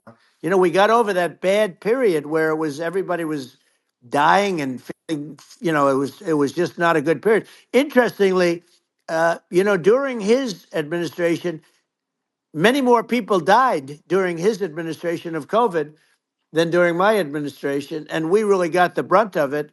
But people don't realize more people died during his administration than ours. But it diverted us from doing what I wanted to do. But we had the greatest for almost 3 years. We had the yeah, great, and you know that probably better than anybody. So many of your friends said to me, the best years we've ever had in business were during the Trump years, and also said that African American, Hispanic American were so incredible. They were having the best Asian American women, men, young people without a diploma, young people that graduated from the best colleges, from MIT, from the Wharton School, from all of the great colleges, Harvard. They were doing better, and people without a diploma were doing better. and everybody was happy. And then COVID came, and we Sure. had the problem is they spent trillions and trillions of dollars. They wasted. They shouldn't have taken any money, and we wouldn't be having inflation right now, which is killing our country. Yeah, yeah. Yeah, absolutely. I mean, I should probably say something about like maybe my views on climate change Yeah, and oil and gas, because I think I'm probably different from what most people would assume. Because my views are actually pretty, I think, moderate in this regard, which is that I don't think we should vilify the oil and gas industry and the people that have worked very hard in those industries to provide the necessary energy to support the economy. And if we were to stop using oil and gas right now, we would all be starving, and the economy would collapse. So it's I don't think it's right to sort of vilify the oil and gas industry, and I the world has a certain demand for oil and gas, and it's probably better if the United States provides that than some other sure. countries, and it would help with prosperity in the U.S. And at the same time, obviously, my view is like we do over time want to move to a sustainable energy economy because eventually you do run out of. I mean, you run out of oil and gas. It's not there for. It's not infinite. Um, and there is some risk. I think the risk is not as high as a lot of people say it is with respect to global warming. But I think if you just keep increasing the parts per million in the atmosphere long enough, eventually it actually simply gets uncomfortable to breathe. People don't realize this. If you go past 1,000 parts per million of CO2, you start getting headaches and nausea. And so we're now in the sort of 400 range. We're adding, I think, about roughly 2 parts per million per year. So I mean, it still gives us. So what it means is like we still have quite a bit of time, but so there's not like we don't need to rush, and we don't need to like stop farmers from farming or you know uh, prevent people from having steaks or Right, basic stuff like right. that. Like you can leave the farmers alone, I agree. in How my opinion. crazy is that where I mean, you have farmers that are not allowed to farm anymore and have to get rid of their cattle and the whole world is yeah, a that's little silly. crazy, but it's largely taken its lead from us. I just say though, I've heard in terms of the fossil fuel, because even to create your electric car and create the electricity needed for the electric car. Fossil fuel is what really creates that at the generating plants. And, so you sort of can't get away from it at this moment. I mean, someday you might be able to. But I do hear we have anywhere from 100 to 500 years left. Much of it hasn't even been found yet. Yeah, But there are tremendous, like Anwar. I got Anwar in Alaska approved. Ronald Reagan couldn't do it. Nobody could do it. Everybody tried. Nobody could do it. I got it approved. The first thing that Biden did was unimprove to get rid of it. He ended yeah, it. His secretary went in and she ended it. And what a disgrace. That's Anwar. That's bigger, or they think it could be bigger than Saudi Arabia in Alaska. Could be bigger than Saudi Arabia. But they went in and they terminated it. And I'll get it going very quickly because not only is it big for Alaska, I mean, you talk about economic development, that for the United States, I mean, that is, they say bigger than Saudi Arabia or the same size, and pure, yeah. really good stuff. And, they end it. So I think we have, perhaps hundreds of years left. Nobody really knows. But during that Yeah. during that I mean, time, my something will estimate. come around that will be Yeah, very good. yeah. Yeah. Well, I mean, and my estimate would be, a little more uh, aggressive than that, but it's not the sort of like we're all going to die in 5 years stuff. That's obviously BS. Um, but I mean, my view is like if you just look at sort of the parts per million that increments every year, you get sort of 2 or 3 parts per million every year of CO2. Uh, I mean, I think some of that it's problematic if it accelerates if you start going from two or Right. three to say five, and then there may be some situations where you get just a step change increase in the CO2, Hmm. and I think we don't want to get too close to 1,000 ppm because like that's actually makes it uncomfortable to breathe. Like just existing in 1,000 ppm CO2 is uncomfortable. That's like that's considered like an industrial hazard. Right. Just so it's that's actually you start getting headaches and stuff. So it's even without global warming, it's not comfortable to live in. So you don't want to get too close to that. But I mean, I think we've got. I think we want to just move over and and if I don't know 50 to 100 years from now we're I don't know mostly sustainable. I think that'll probably be okay. Um, so it's not like the house is on fire immediately, but I think it is something we need to move towards. And on on balance, it's probably better to move there faster than slower. But like I said, without vilifying the oil and gas industry, and without causing hardship in the short term. I think this can be done without but people can still have a stake, and they can still drive gasoline Sure. cars, and it's okay. It's like it's not. I don't think we should vilify people for it, but I think we should just generally lean in the direction of sustainability. And I actually think solar is going to be a majority of Earth's energy generation in the future, and it's certainly trending that way. Mm-hmm. And so you get the solar power, combine that with batteries, so because obviously the sun doesn't shine at night, and then you use that to charge the electric cars, and you have a long-term sustainable solution. And that's what Tesla's trying to move things towards, and I think we've made a lot of progress in that regard. But when you look at our cars, we don't believe that environmentalism, that caring about the environment should mean that you have to suffer. So we make sure that our cars are beautiful, that they drive well, that they're fast, they're sexy. I mean, they're cool. In fact, literally, I made this sexy joke: Model S, Model 3, Model X, and Y spells out sexy. It's probably the most expensive joke out there. Right. Um, but I don't know, I like cheesy humor, so, um, but I'm not, I'm a big fan of, like, let's have an inspiring future, and Yeah. let's work towards, a better future, and we can do so without demonizing Right. people.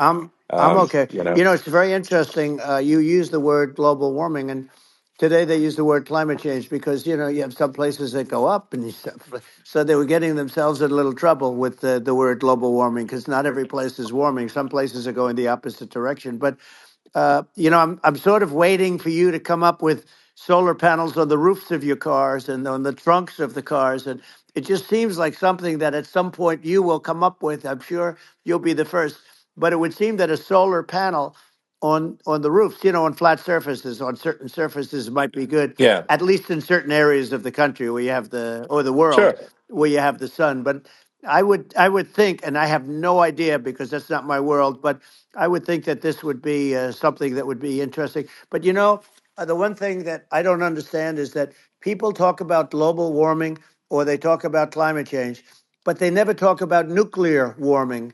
And to me, sure, that's an immediate problem because you have, as I said, 5 countries where you have major nuclear, and probably some others are getting there, and that's very dangerous. That's where you need a strong American president because you don't want to have this proliferation. But you have 5 countries and getting more. China is much less than us right now, but they're going to catch us sooner than people think. They're way lower. Russia and us are number one, and I mean, we're sort of tied.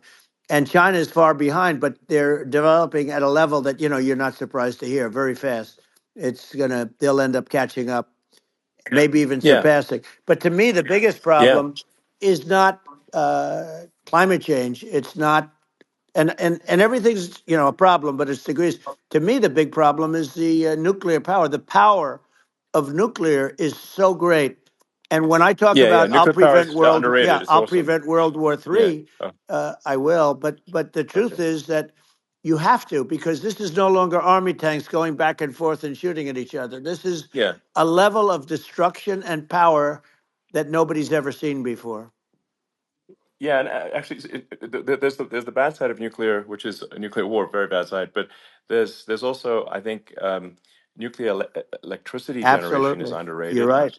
and it's actually, people have this fear of nuclear electricity generation, but it's actually one of the safest forms of electricity generation. It's just a huge misunderstanding.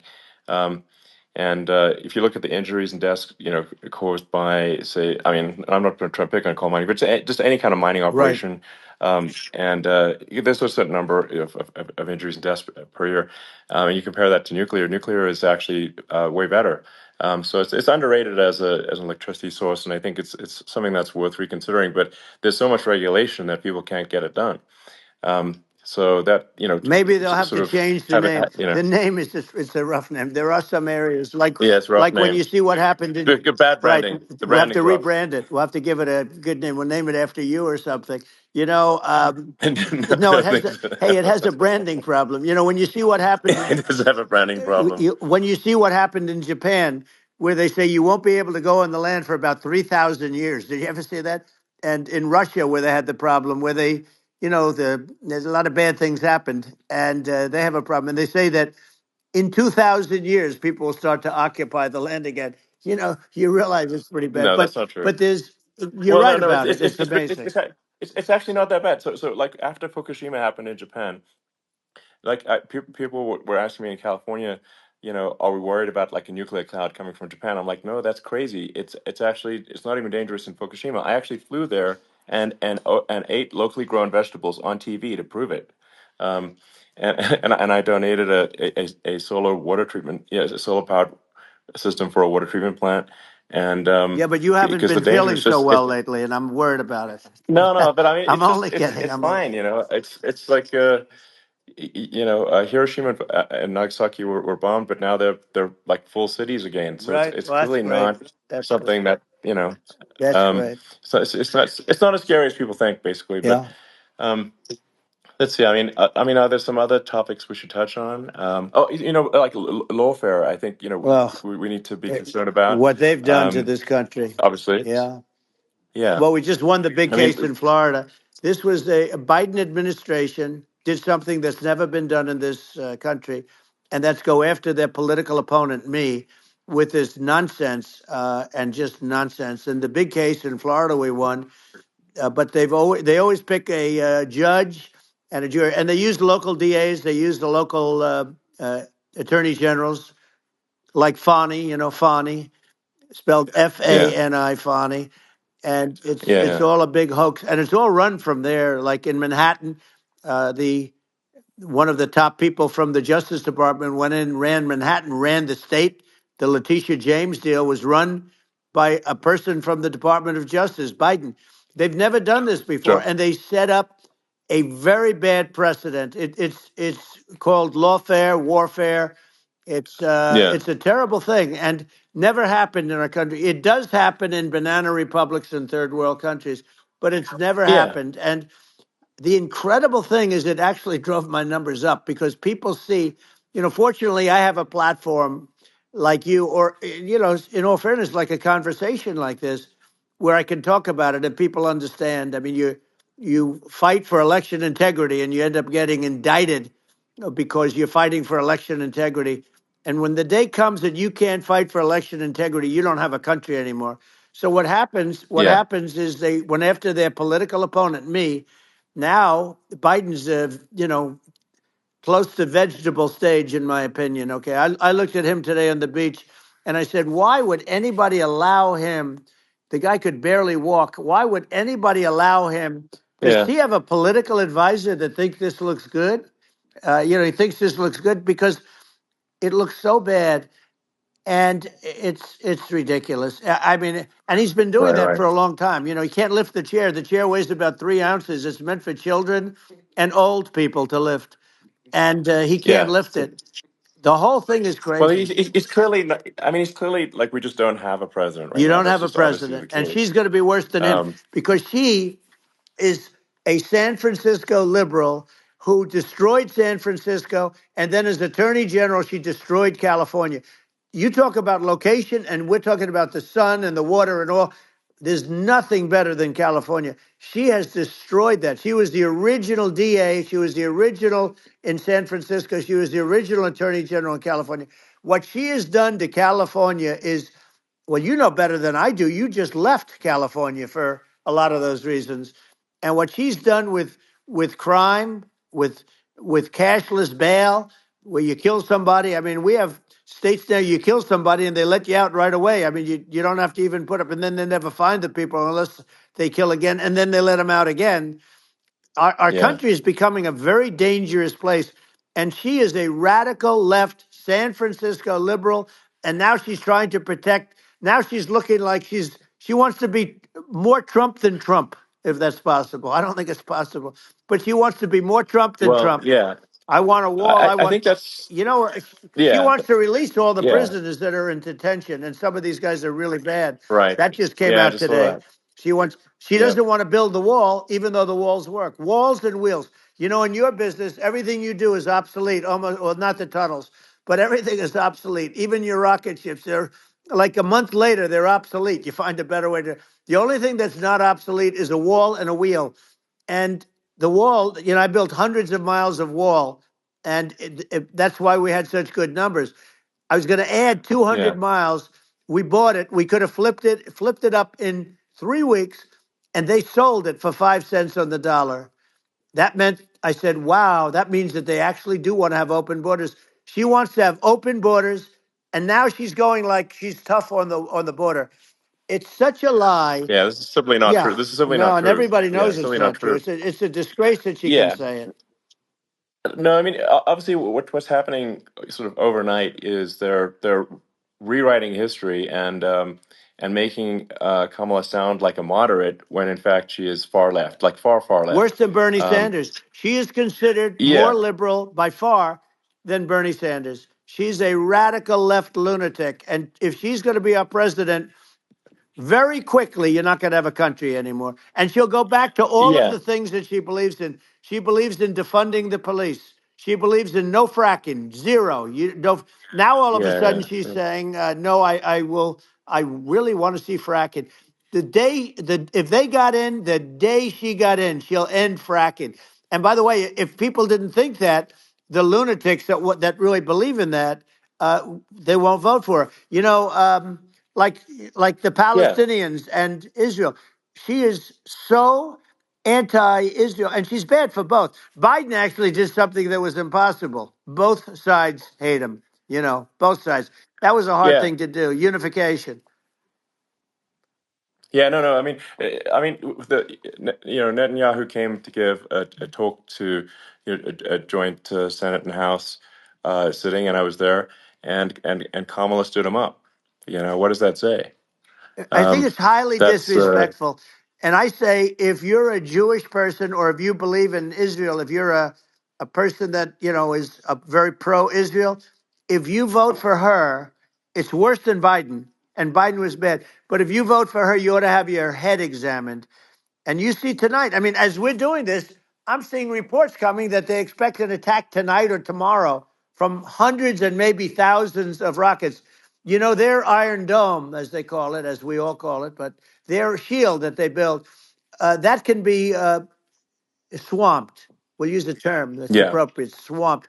But they yeah, swamp it by shooting enough missiles. You know this better than anybody. By shooting enough missiles, sure. they can't defend themselves. You know, they just obliterate the whole Yeah, place. And that's what some people think they're looking to do. And we have no leadership. There's no respect for the United States of America with these people. And I'm telling you, yeah, she'll be worse than him because she's a believer yeah. No, in I being think you're right. radical left, and he wasn't.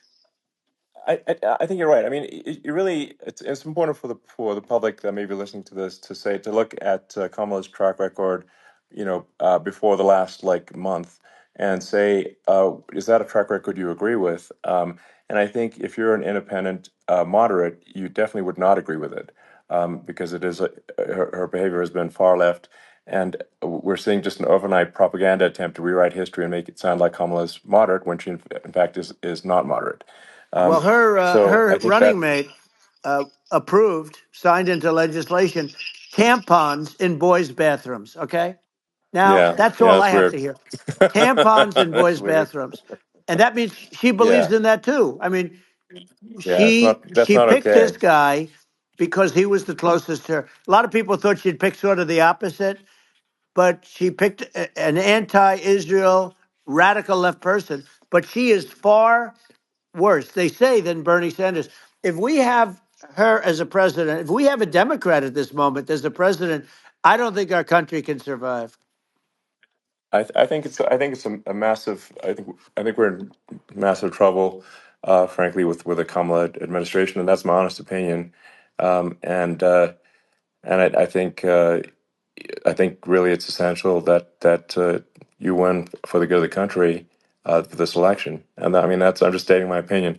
Now you know you may have seen this, but I got a letter from the EU Commission, like saying, you know, to not have disinformation on the like during this discussion that we're having, like, and you know, there's a lot of attempts to do censorship and to force censorship, even on Americans from other countries, and um, you know, what do you think about that?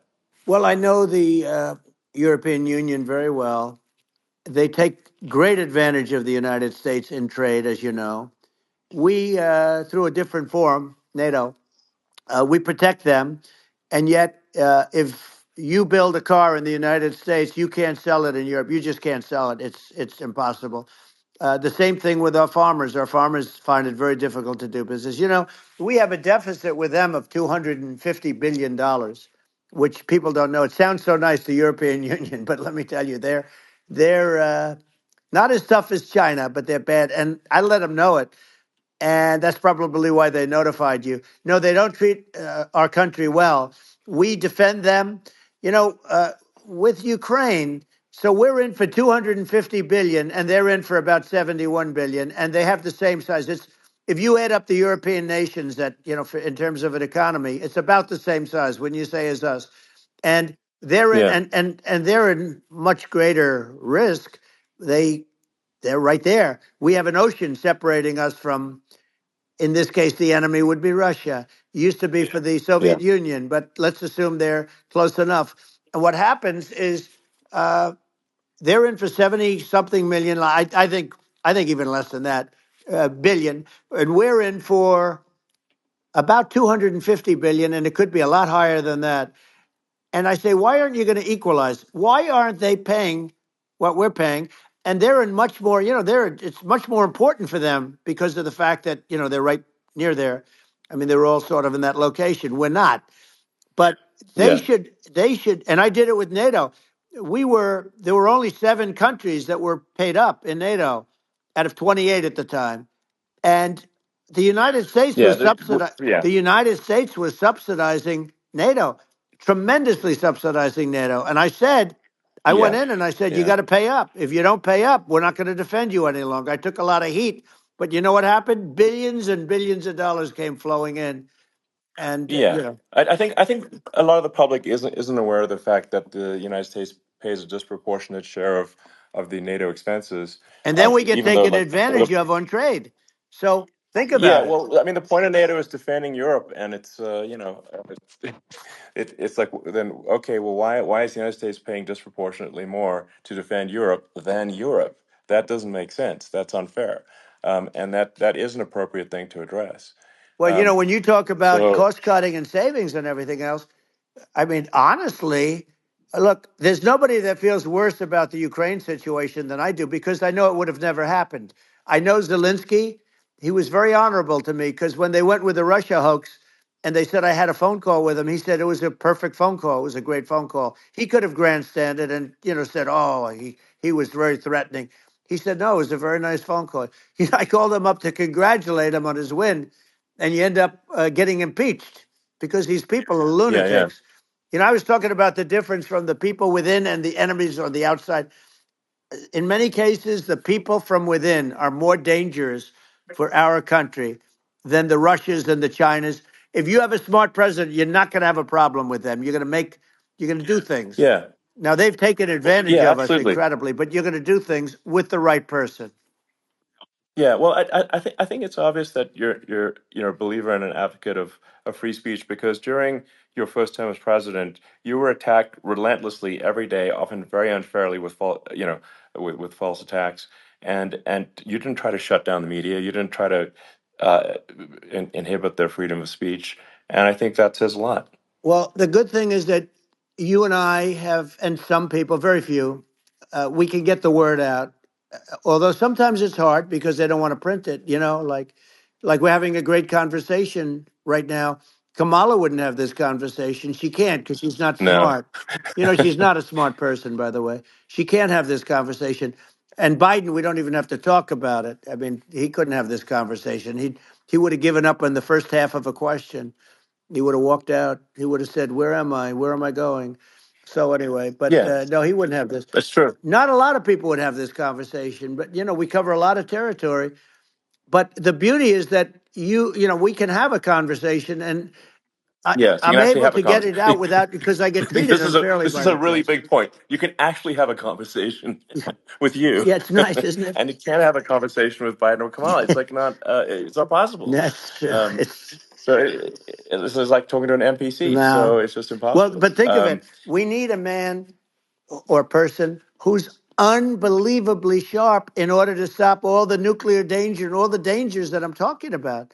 And I got along with all these. I got along with Kim Jong Un. We had dinner, we had everything, and he really liked me, and I got along with him really well. By the way, he's the absolute boss over there. A lot of people said, "Oh, do you think he really?"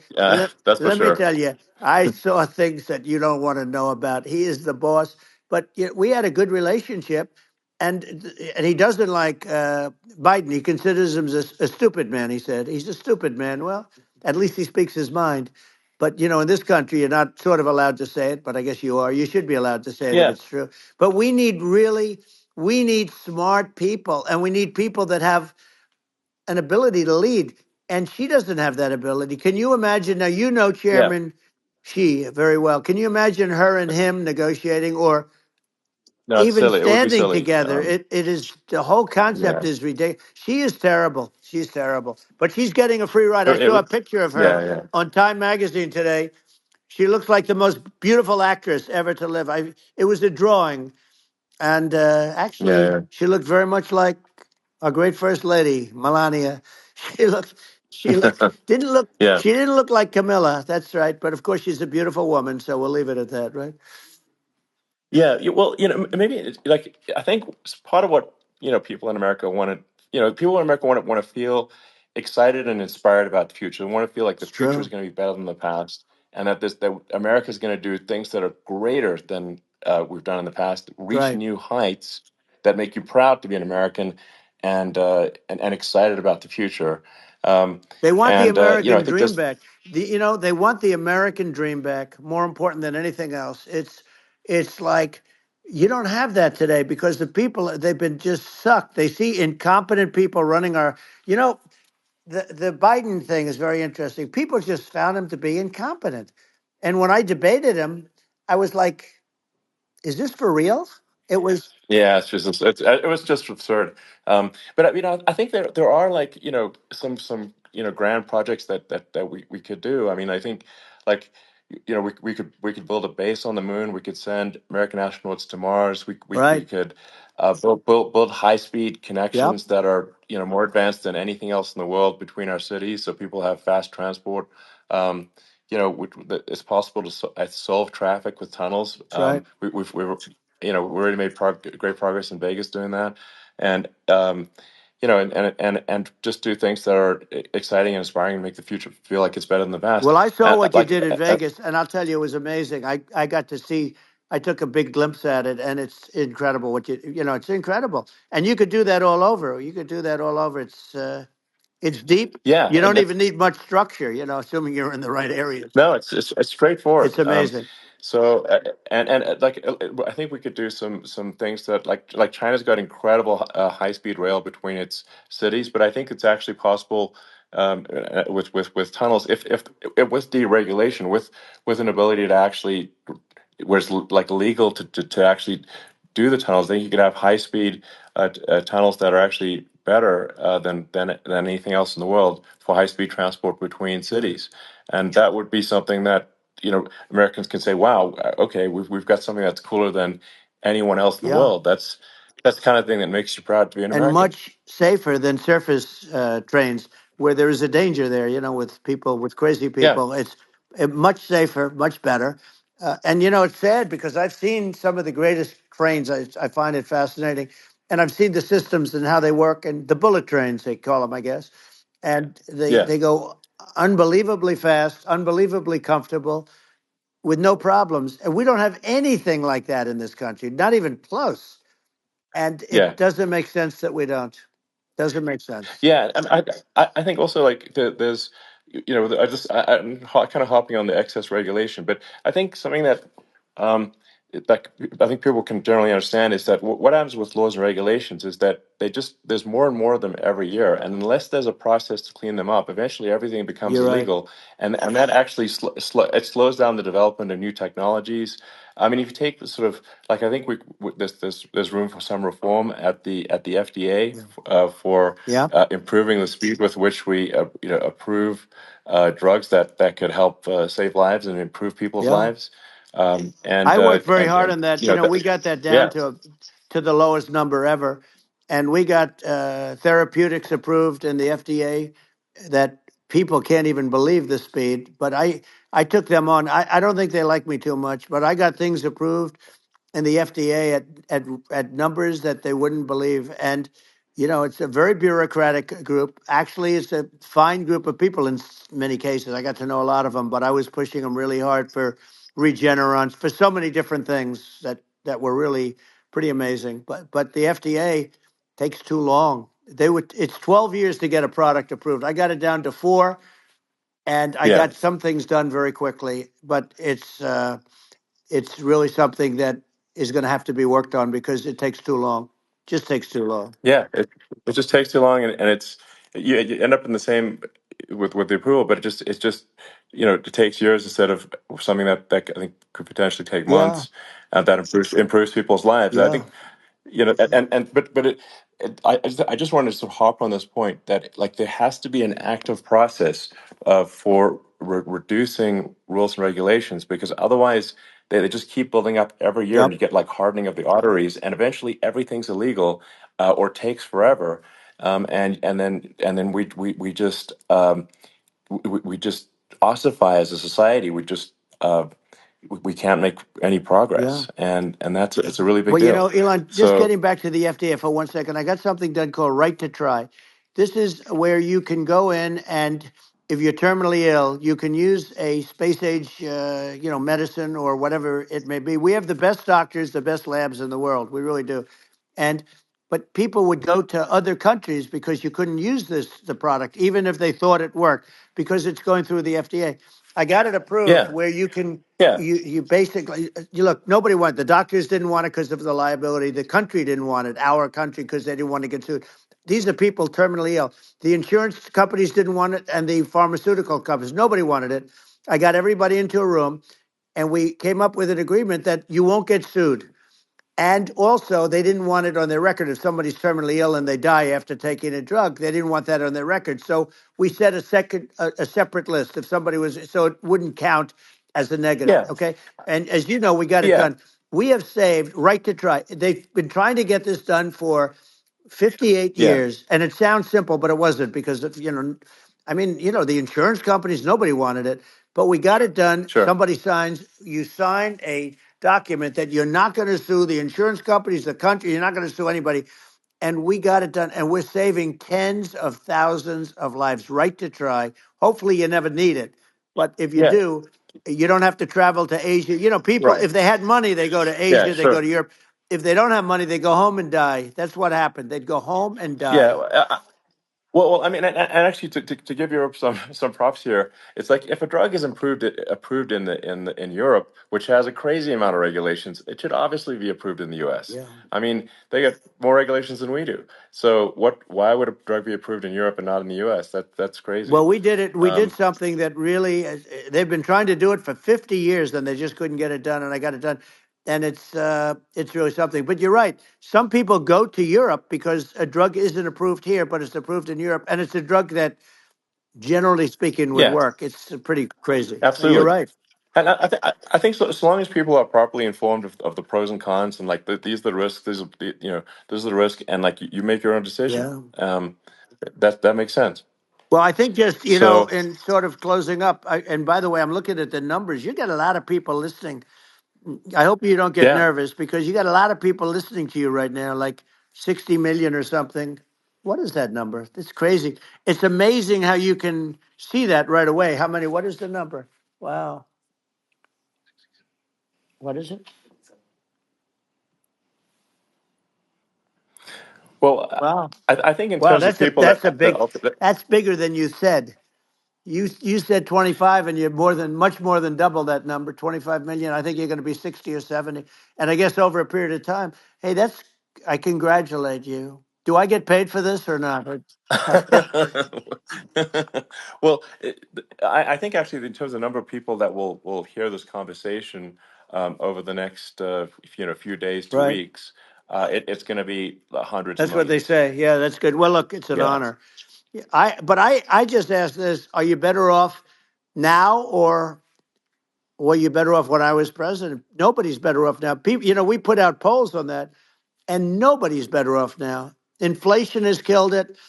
And they also feel very unsafe. You look at what's going on with a lot of different things. You look at the riots we had at the Yeah. colleges over, I mean, it's ridiculous, but Right. all of the riots, they just feel unsafe. And now they really feel unsafe because you have a new form of crime. It's called migrant crime. I call it Biden Well, migrant yeah. crime. Maybe I'll call it Well, Kamala migrant crime. But I mean, with all these things, I always try to get to the ground truth by just asking people. And my mom lives in New York, and I was like, Mom, do have you any of your friends, been attacked or assaulted? And she said, yeah, three of her friends in three it's separate crazy. incidents were assaulted just in recent months, just walking around the streets of New York. And I said, well, did what happened to the people that assaulted them? Oh, nothing. They got away. Like, and they just They know that always get away. nothing's going. And they don't even bother reporting it because there's not. They know that there's not. They're not going to. People are not going to get prosecuted. They just let violent criminals out in New York The only one with that gets zero bail. prosecuted is Donald Trump. They don't get, they prosecute Trump. Yeah, I mean it's just obviously messed Oh, up it's terrible. if violent criminals are being getting off scot Yeah. free, and meanwhile the New York spending massive resources prosecuting you, and it's like what's this and I think the sort of sensible public looks at this and says, what the heck's going on here? This is obviously abuse of the legal system. Um, the legal system is supposed to be protecting the That's right. public from violent criminals, and it should be obviously allowing the public to make their own decision about who should be president, as opposed to some legal case. Once they start this precedent, because this can go on with the next one. I mean, this is a very bad precedent what they're doing in terms of going after their political opponent, and that's all it is. It's going after their political opponent, Yeah, and then you get a judge who's a strong Democrat, and I'm being nice when I say that. In many cases, crooked as hell, but you get a judge and you go into an area where a Republican gets 3 or 4% of the vote, and you'll have a jury pool yeah, with people that hate Republicans or hate. It could sure, also be the other way of though, course, because it could start the other way in areas where they hate exactly. Democrats, and you get into a Yep, Pandora's box. It's a very dangerous thing for this country, and a very dangerous thing even for the state. New York City is yep, losing. New York absolutely. City and state lose a lot of business over what they did to me, because these people say we don't want that to happen to us. That's no justice system. You have an unfair system of Yes. justice, and it's costing New York State a tremendous amount of money. People are leaving and companies are leaving, and they won't come back. So all of that stuff is important, but the economy now is the big thing, and we can turn that economy up so fast, and people are going to be back again. We're going to get rid of Yeah, I think there's inflation. I think there's a lot of Right. opportunity. Absolutely. Absolutely. So And I just I want to think I I want to think congratulate you. You've done an amazing job. You have definitely got a fertile mind. We can talk. You and I can talk about well, rockets it's and, kind of you to say thank you. tunnels. We can talk about tunnels and rockets and electric cars. So many things. And now you're into the AI, and that's going to be another beauty, I'll say. So Yeah. it's an amazing thing you've done, Elon. It's an amazing thing, and I Well, congratulate you. I mean, thank you. And well, I mean, I just say here, here's to an exciting, inspiring future that people can look forward to and be optimistic and excited about what happens next. And that's the kind of future that I think you will bring as president, and that's why I endorse you. Well, I appreciate that. That endorsement meant a lot to me. Not all endorsements mean that much, to be honest. Your endorsement meant a lot. And we have a phrase, "Make America Great Again." It's pretty simple, but it really says that we want to make America great again, and we can do it.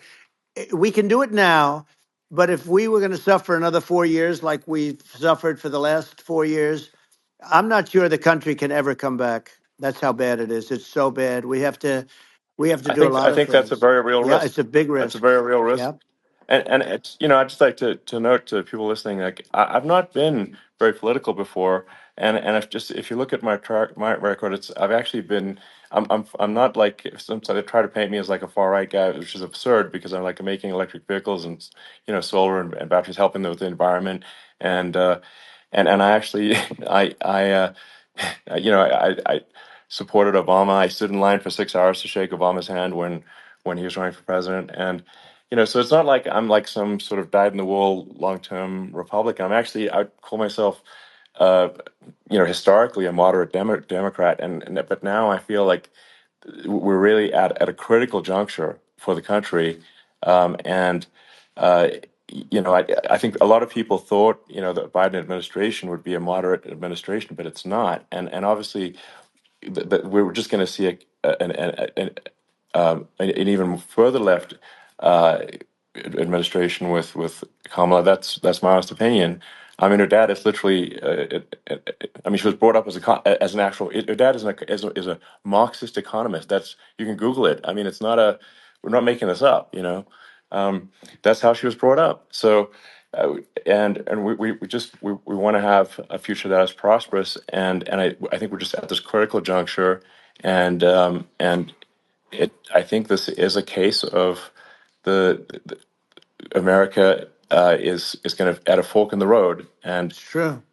and I think it will take if the path to, like you are the path to prosperity, and I think Kamala is the opposite. Then that's my honest opinion. I'm gonna get attacked like crazy, and I've also experienced quite a bit of lawfare myself. And but I'm just trying to tell people my honest opinion, and I haven't been really active in politics before, and I'm just trying to point out that my track record historically has been moderate, if not moderate, slightly left, and so this is to people out there who are in the moderate camp to say I think you should support um, Donald Trump for president.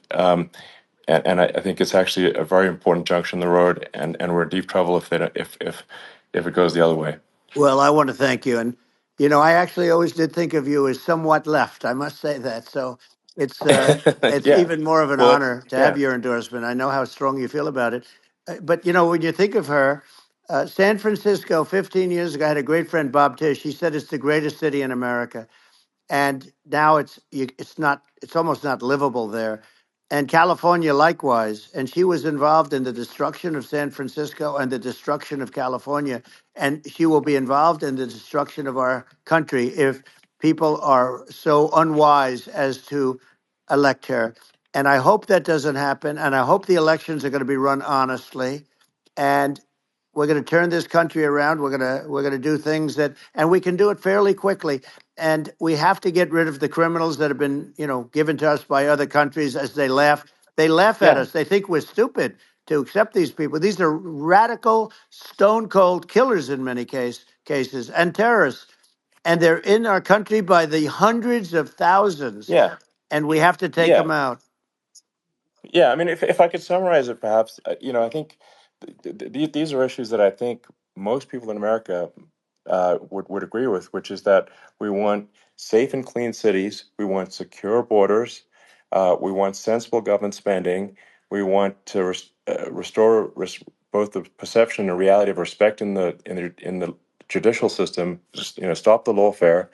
And I think that's like, and how are those even right wing positions? I think those are that's just common sense, and that's I mean, would you agree with that? 100%.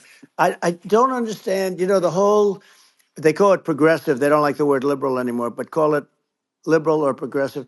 I don't understand how somebody could say that it's okay for them to empty prisons into our country.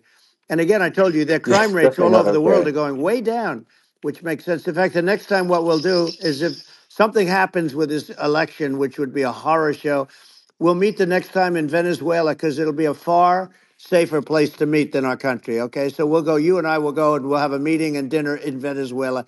because that's what's happening. Their crime rate's coming down, and our crime rate's going through the roof. And it's so simple. And you haven't seen anything yet because these people have come into our country and they're just getting acclimated, and they don't know about being politically correct law enforcement or lack of law enforcement.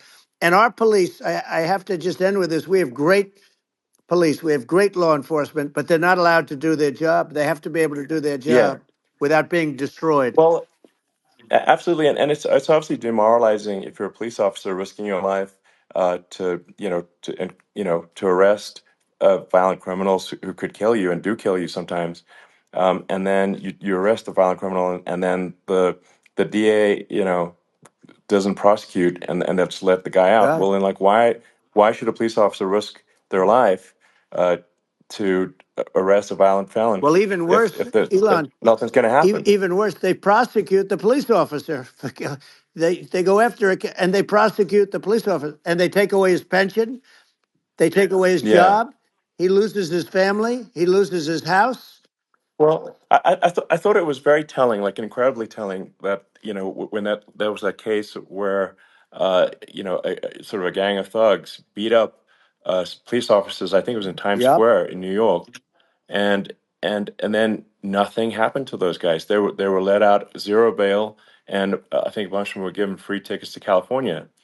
Well, what is I mean, that is a gross indignity against the United States, and that's how, I mean, this is insane. Like, have we lost all pride? What that how can such a thing be allowed to occur? I've never seen anything. You know? We see where they get shot. It's a very dangerous profession, but it's something they're very proud of, and they want to be able to do their job. But I've seen them get shot. I've seen a lot of things, but I've never seen where these guys are standing in the middle of a big street, everybody watching them, and they're literally boxing, like punching, stand up fighting a police officer. There were two of them, and you Yeah, had about six yeah, of yeah. these guys, and they're punching the hell out of them. And in their own country, they would be dead if they did that. They'd be shot. They Yes. would be shot instantly. And they come from these countries, and it's taking them a while to realize that we don't do that in this country. But in their own Yeah, country, if they stood on a street and had a fight with a police officer, they would be shot. There's no political correctness, and yeah. It's it's just such a sad thing to see. And that's the reason you have crime, by we the way, yeah, because we don't do anything about yeah. it. Yeah, we just cannot have a situation where our police officers are beaten up on camera by a gang of illegal immigrants, and then nothing happens to the guys that beat up the cops. I mean, and they're let out. This is Well, we're going to unacceptable. change it, Um, and we're going to get them out of the country. When I first got involved, they said you couldn't get them back to these countries. You couldn't take them back. In the case of Guatemala, Honduras, El Salvador, some others, you couldn't get them back. And I said, really? Oh, you can't get them back because under Obama, he couldn't get them back. They'd fly them in, and they'd put planes on the runways in these countries, so you couldn't land a plane. They'd bring them back. And the generals told me, sir, we can't bring them back. The countries won't accept MS-13 gang members. They won't accept them. And I said, really, how much do we pay these various countries in terms of economic aid, which is also somewhat ridiculous? And the answer was $750 million. I said, good. Tell them they're in default. They're delinquent. We're not paying them anymore because they won't accept yeah, it. And it's you know what happened? They all called me, yeah, every one yeah, of them. They said, we would be honored to take them back, sir. We would be honored. It was so easy. But it's one of those things. And we got it back. We took in so many, the MS-13 is probably yeah, the worst gangs in the world. They're the most vicious, violent. We took them out of here by the thousands and got them out of here. And their countries took them back. And because I said, you're not getting any more economic aid. And once I said that, they were nice. They wouldn't take them back for yeah, Obama. They yeah. wouldn't take them back for anybody. And now we have a problem because we have this guy, and they don't take him back anymore with Biden because they don't respect him. Yeah, yeah. It's just gotta be done. We just can't have uh whether they're citizens or not citizens. We can't have, because they won't prosecute citizens either. Not just illegals. So that if you can't have violent, repeat violent offenders that are not that don't get That's incarcerated, right. because they will obviously, by definition, continue to uh, to to uh, hurt people. And I think where part of this comes from is that there's and I do sort of consider myself liberal in some ways. I mean, it's just that you want to have empathy for Right. people. Obviously, you want to have empathy for people. I totally agree with that. You want to have empathy, but you also have to have empathy for the victims of the criminals. And if you just have empathy for the criminals, it's actually shallow empathy. It's not real. You're not thinking. You have one layer deep empathy. You got to say like, what if you don't incarcerate this person? Who are they going to? Hurt, who are they might kill someone, they might rape someone. If you don't incarcerate them, you have to have empathy for the victims. And there's a lack of empathy for the victims of the criminals, and too much empathy for the criminals. It doesn't make sense. That's why you want to have deep empathy for society as a whole, not shallow empathy for That's right. criminals. And we have to give our police officers the dignity and the respect that they deserve. And we have to let them do their job. They can do a great job, but we have to let them do their job. And if we don't do that, it's going to all disappear. There's never been a society like this where you're allowed to do anything you want and nothing happens. And I'm talking about violent crime. And it's going to get more violent because these are really, really violent people. And we're going to get them out of our country and we're going to get them back to where, because they were sent here by the presidents and by the various people that run those countries. And I know every one of those guys. And they're smart people and they're streetwise people. And they really think that the USA is stupid. They think we're run by stupid people, and they happen to be right. But when I was there, we had no problem. We got them out. We took out thousands of MS-13 gang members. We brought them back. And now, again, it's the same old story. We don't do it. And they actually gave them a big increase in aid. They raised it up to billions of dollars, and they get nothing for it. So it's. I hope everybody's going to vote for Trump, and we're going to get this country straight. And Yeah. I didn't need this. I, I'm I like you. I didn't need this. I had a very nice yeah. life. I didn't need to go Yeah, through yeah. court systems and go through all the other stuff and run at the Sure. same time. I have to run. I have to go through fake trials with, in some cases, corrupt judges, totally corrupt judges. I didn't need it. I had a nice life. I have great locations. I have beautiful oceans that I have places.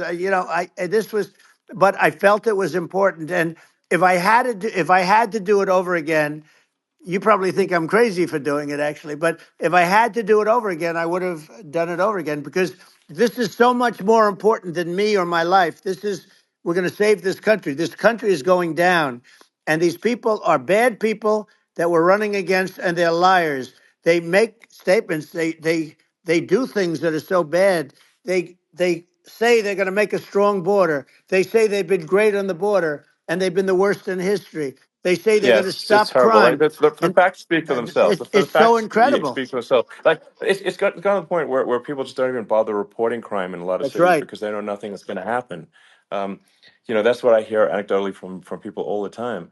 Um, so it's just my values. I'm just saying to people out there, like the things I think are important for the future is like we've got to have safe cities, we've got to have secure borders, we've got to have sensible spending, and we've got to have deregulation, and Right. so we can have a prosperous future. And then we want to have some exciting, sort of moonshot projects that people can get fired up about. And that's the future I'm looking for. And I'm pro environment, but I'm not against. I'm not like I don't think we should vilify the oil and gas industry because they're keeping civilization going right now, and but I do think we want to move at a reasonable speed towards a sustainable energy economy. Those are my values, and I think and so I mean that's uh, why I'm supporting you for president. Well, I So appreciate it. We're going to give incentive to companies to come into our country, not to leave our country. We're going to be giving tremendous incentives. We want companies to build here, not to build in other locations. And we want to create jobs. And again, it's about the American dream. You don't hear about the American dream anymore, Elon. You don't hear. You're the American dream in the truest sense, but you don't hear about the American dream anymore. And you're going to hear about it. People, they need that incentive to go out yeah. and do it, and they're going to love their lives. I mean, they're going to look forward to getting up in the morning and going to a job that they love, not a job that they can't stand, or not any job at all, where they have no money, where they Yeah. literally have no money, and then they end up with violence and lots of other problems. No, we're Yeah. gonna do some great things, and I learned a lot in the first. We had a great economy and all of that. We rebuilt the military, we did so much, but I also learned the best people. I learned the good people, the smart people, the dumb people, the people that can do things. The people, you learn.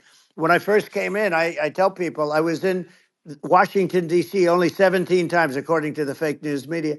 I was in 17 times. I never stayed over. And you don't know people. You rely on other people to give you names, and then you realize the people you relied on weren't so good. Now we had great people, but we also had some where I wouldn't have, used them had I known. Now I Yeah. know everybody, and I think we're going to really turn things around fast. We have no choice, otherwise we're not going to have a country. And I really appreciate this. Has been, to me, it's been a lot of fun being with you. You're an amazing guy. You've done an incredible job and a great inspiration to people. A great inspiration, and I hope you keep going and just continue to do well. And we're going to have a big election coming up, and I think November 5th will be the most important day in the history of our country. I think that election will be the most important election, and I think it'll end up being maybe the most important day in the history of our country, because if Yeah. we don't win, I just feel so sorry for everybody. No, I think we're at a fork in the road of destiny of civilization, and and I think we need to take the right path, and I think you're the right path. So I think Well, that's what it comes down to. thank you very much, Elon. It's a great honor, and we'll do it again sometime. And it's been really fun, and I hope you got a lot of viewers. I hear you got a lot, but I hope you Sure. got Yeah. I know you got a lot of them. So I appreciate it. I'll see you soon. All right. Sounds good. Thank you. Thank you, Elon. Thank you very much. Bye.